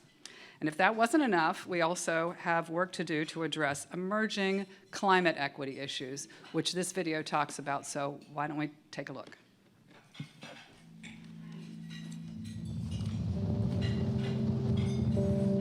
Hurricane Harvey hit Texas with a vengeance in 2017. Houston just looked like one big, huge lake.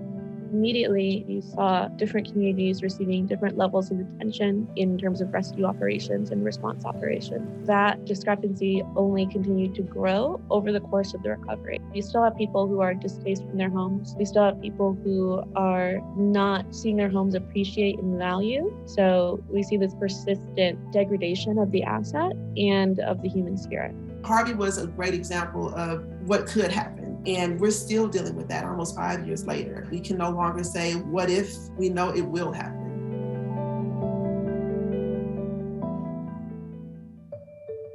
Climate change has a large and growing impact on housing and communities. That impact is felt disproportionately by people of color. Black and Hispanic communities are more likely to live in homes and in neighborhoods with greater risk from floods, storms, sea level rise, wildfires, drought, and extreme heat.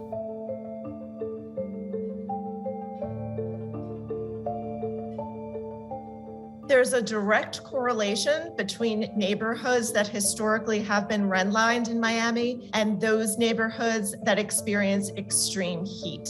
There are a variety of factors that help neighborhoods stay cool. One of those is tree canopy. Those redline neighborhoods have much less tree canopy than other neighborhoods. They also have more pavements, areas where there's no place for rainwater to go, no grass that can help with cooling. All of these factors contribute to rising temperatures in those urban neighborhoods that had experienced a century of disinvestment.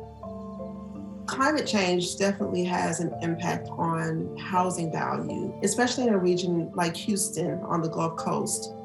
Oftentimes people will say, well, hurricanes are not discriminatory, but the recovery process most definitely is. What we typically see is the low-income communities of color that are most impacted are having the hardest time recovering. They don't have the property insurance, they may not have expendable income, so they're waiting. They're just waiting for some type of assistance. Another issue that we're continuing to see in areas that are gentrifying, those property values are increasing. So that means that property taxes are also increasing. And if you are a low-income person, you have a hard time paying those property taxes. And then when a disaster hits, if you are in need of assistance, you have to prove that you are current on your property taxes. What we end up seeing is that these repairs are not made and the conditions just continue to deteriorate. The patterns of disaster make it so that new home development is really expensive. So because you have to do underground detention or elevate a structure, that increases the cost of a home, making it less affordable. It makes it harder to enter home ownership. It makes it harder to maintain your home ownership. Then it means that the value of the asset is decreased if you can't access publicly supported repair and recovery programs. Historically, those areas that were on the waterfront were the most valuable. Now that waterfront property is becoming less valuable, and there's more interest in those properties that are at higher elevation. Here in South Florida, we have a coastal ridge, which is a little bit inland. That coastal ridge was an area that had been redlined. And what we're seeing is more speculative purchasing in those neighborhoods. The question becomes, where do those families move? They're left with having to move to areas that are less safe in the face of climate change. This push of people of color toward higher risk areas could reduce their ability to get an affordable mortgage and achieve home ownership. But even if they are able to buy a home, living in a higher risk area may limit growth in the value of their homes. And maintaining home ownership becomes even more expensive due to its impact on insurance and the cost of building resilience into the communities. In a place like Houston, where you have this incredible shortage of affordable housing, the center of the petrochemical industry, the nation's leading eviction crisis, whether or not we get the combination of housing and climate response right really is a matter of life and death for people.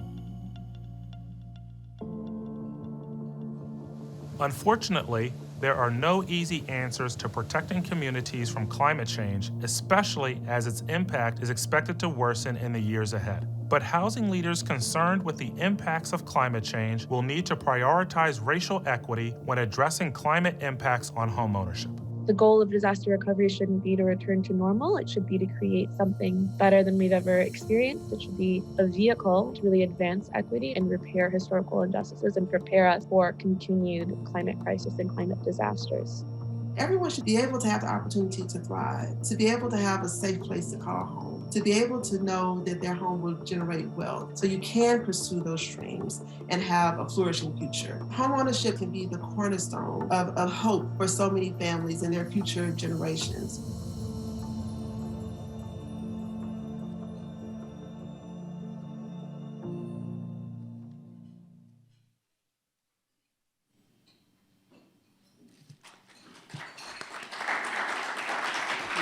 Thank you. So yes, we have work to do, and as President McCargo and Director Cornegay remind us, we are late, and that this work is intergenerational. Indeed, 50 years since the Fair Housing Act, and the gaps and challenges still remain. But something feels different this time. It gives me hope, it inspires me. Daniel Hornig called it multiplicity. And I think the mayor's talk revealed that really clearly. There seems to be new collective recognition and evidence of the root causes and the problems and the solutions. There's new explicit commitment to racial equity at all levels, as we heard from our federal, state, and local leaders. And there is unprecedented collaboration across old silos. And I think this gathering really underscores and affirms this. So I will close this event and Homeownership Month 2022 with a note of hope and appreciation. First, I want to thank all the speakers on the stage and in the videos representing this multiplicity. We had academics and builders, real estate professionals, lenders, civil rights and consumer advocates, federal, state, and local government, urban and rural. That is multiplicity. I also want to give a huge thanks to David Dworkin and the NHC team, Luke, Erica, and everyone for setting this table, and many others. I don't know if you know, but this is their fourth event this month. They tirelessly keep bringing us back together to refocus and tackle issues. And isn't it just great to be together in a room in person? I really want to give a hand for that for all of you for showing up. I also want to express thanks to the research team at Urban's Housing Finance Policy Center and Michael Neal for his thought leadership, and a deep thanks to the Wells Fargo team, Eileen, Reed, Chuck, all of you, in your partnership to unflinchingly look at the evidence, the data, whether it's quantitative or qualitative, in the voices of the communities where we visited, and to take that data to heart in designing strategies and solutions. Thank you very much. And finally, to all of you here in the room as well as online, a big thanks for your shared commitment. As the mayor said, I mean, sometimes you can get frustrated, but just imagine if we hadn't been doing the work we have been doing. And so keeping that in mind, let us continue to do the work that must be done. Thank you very much.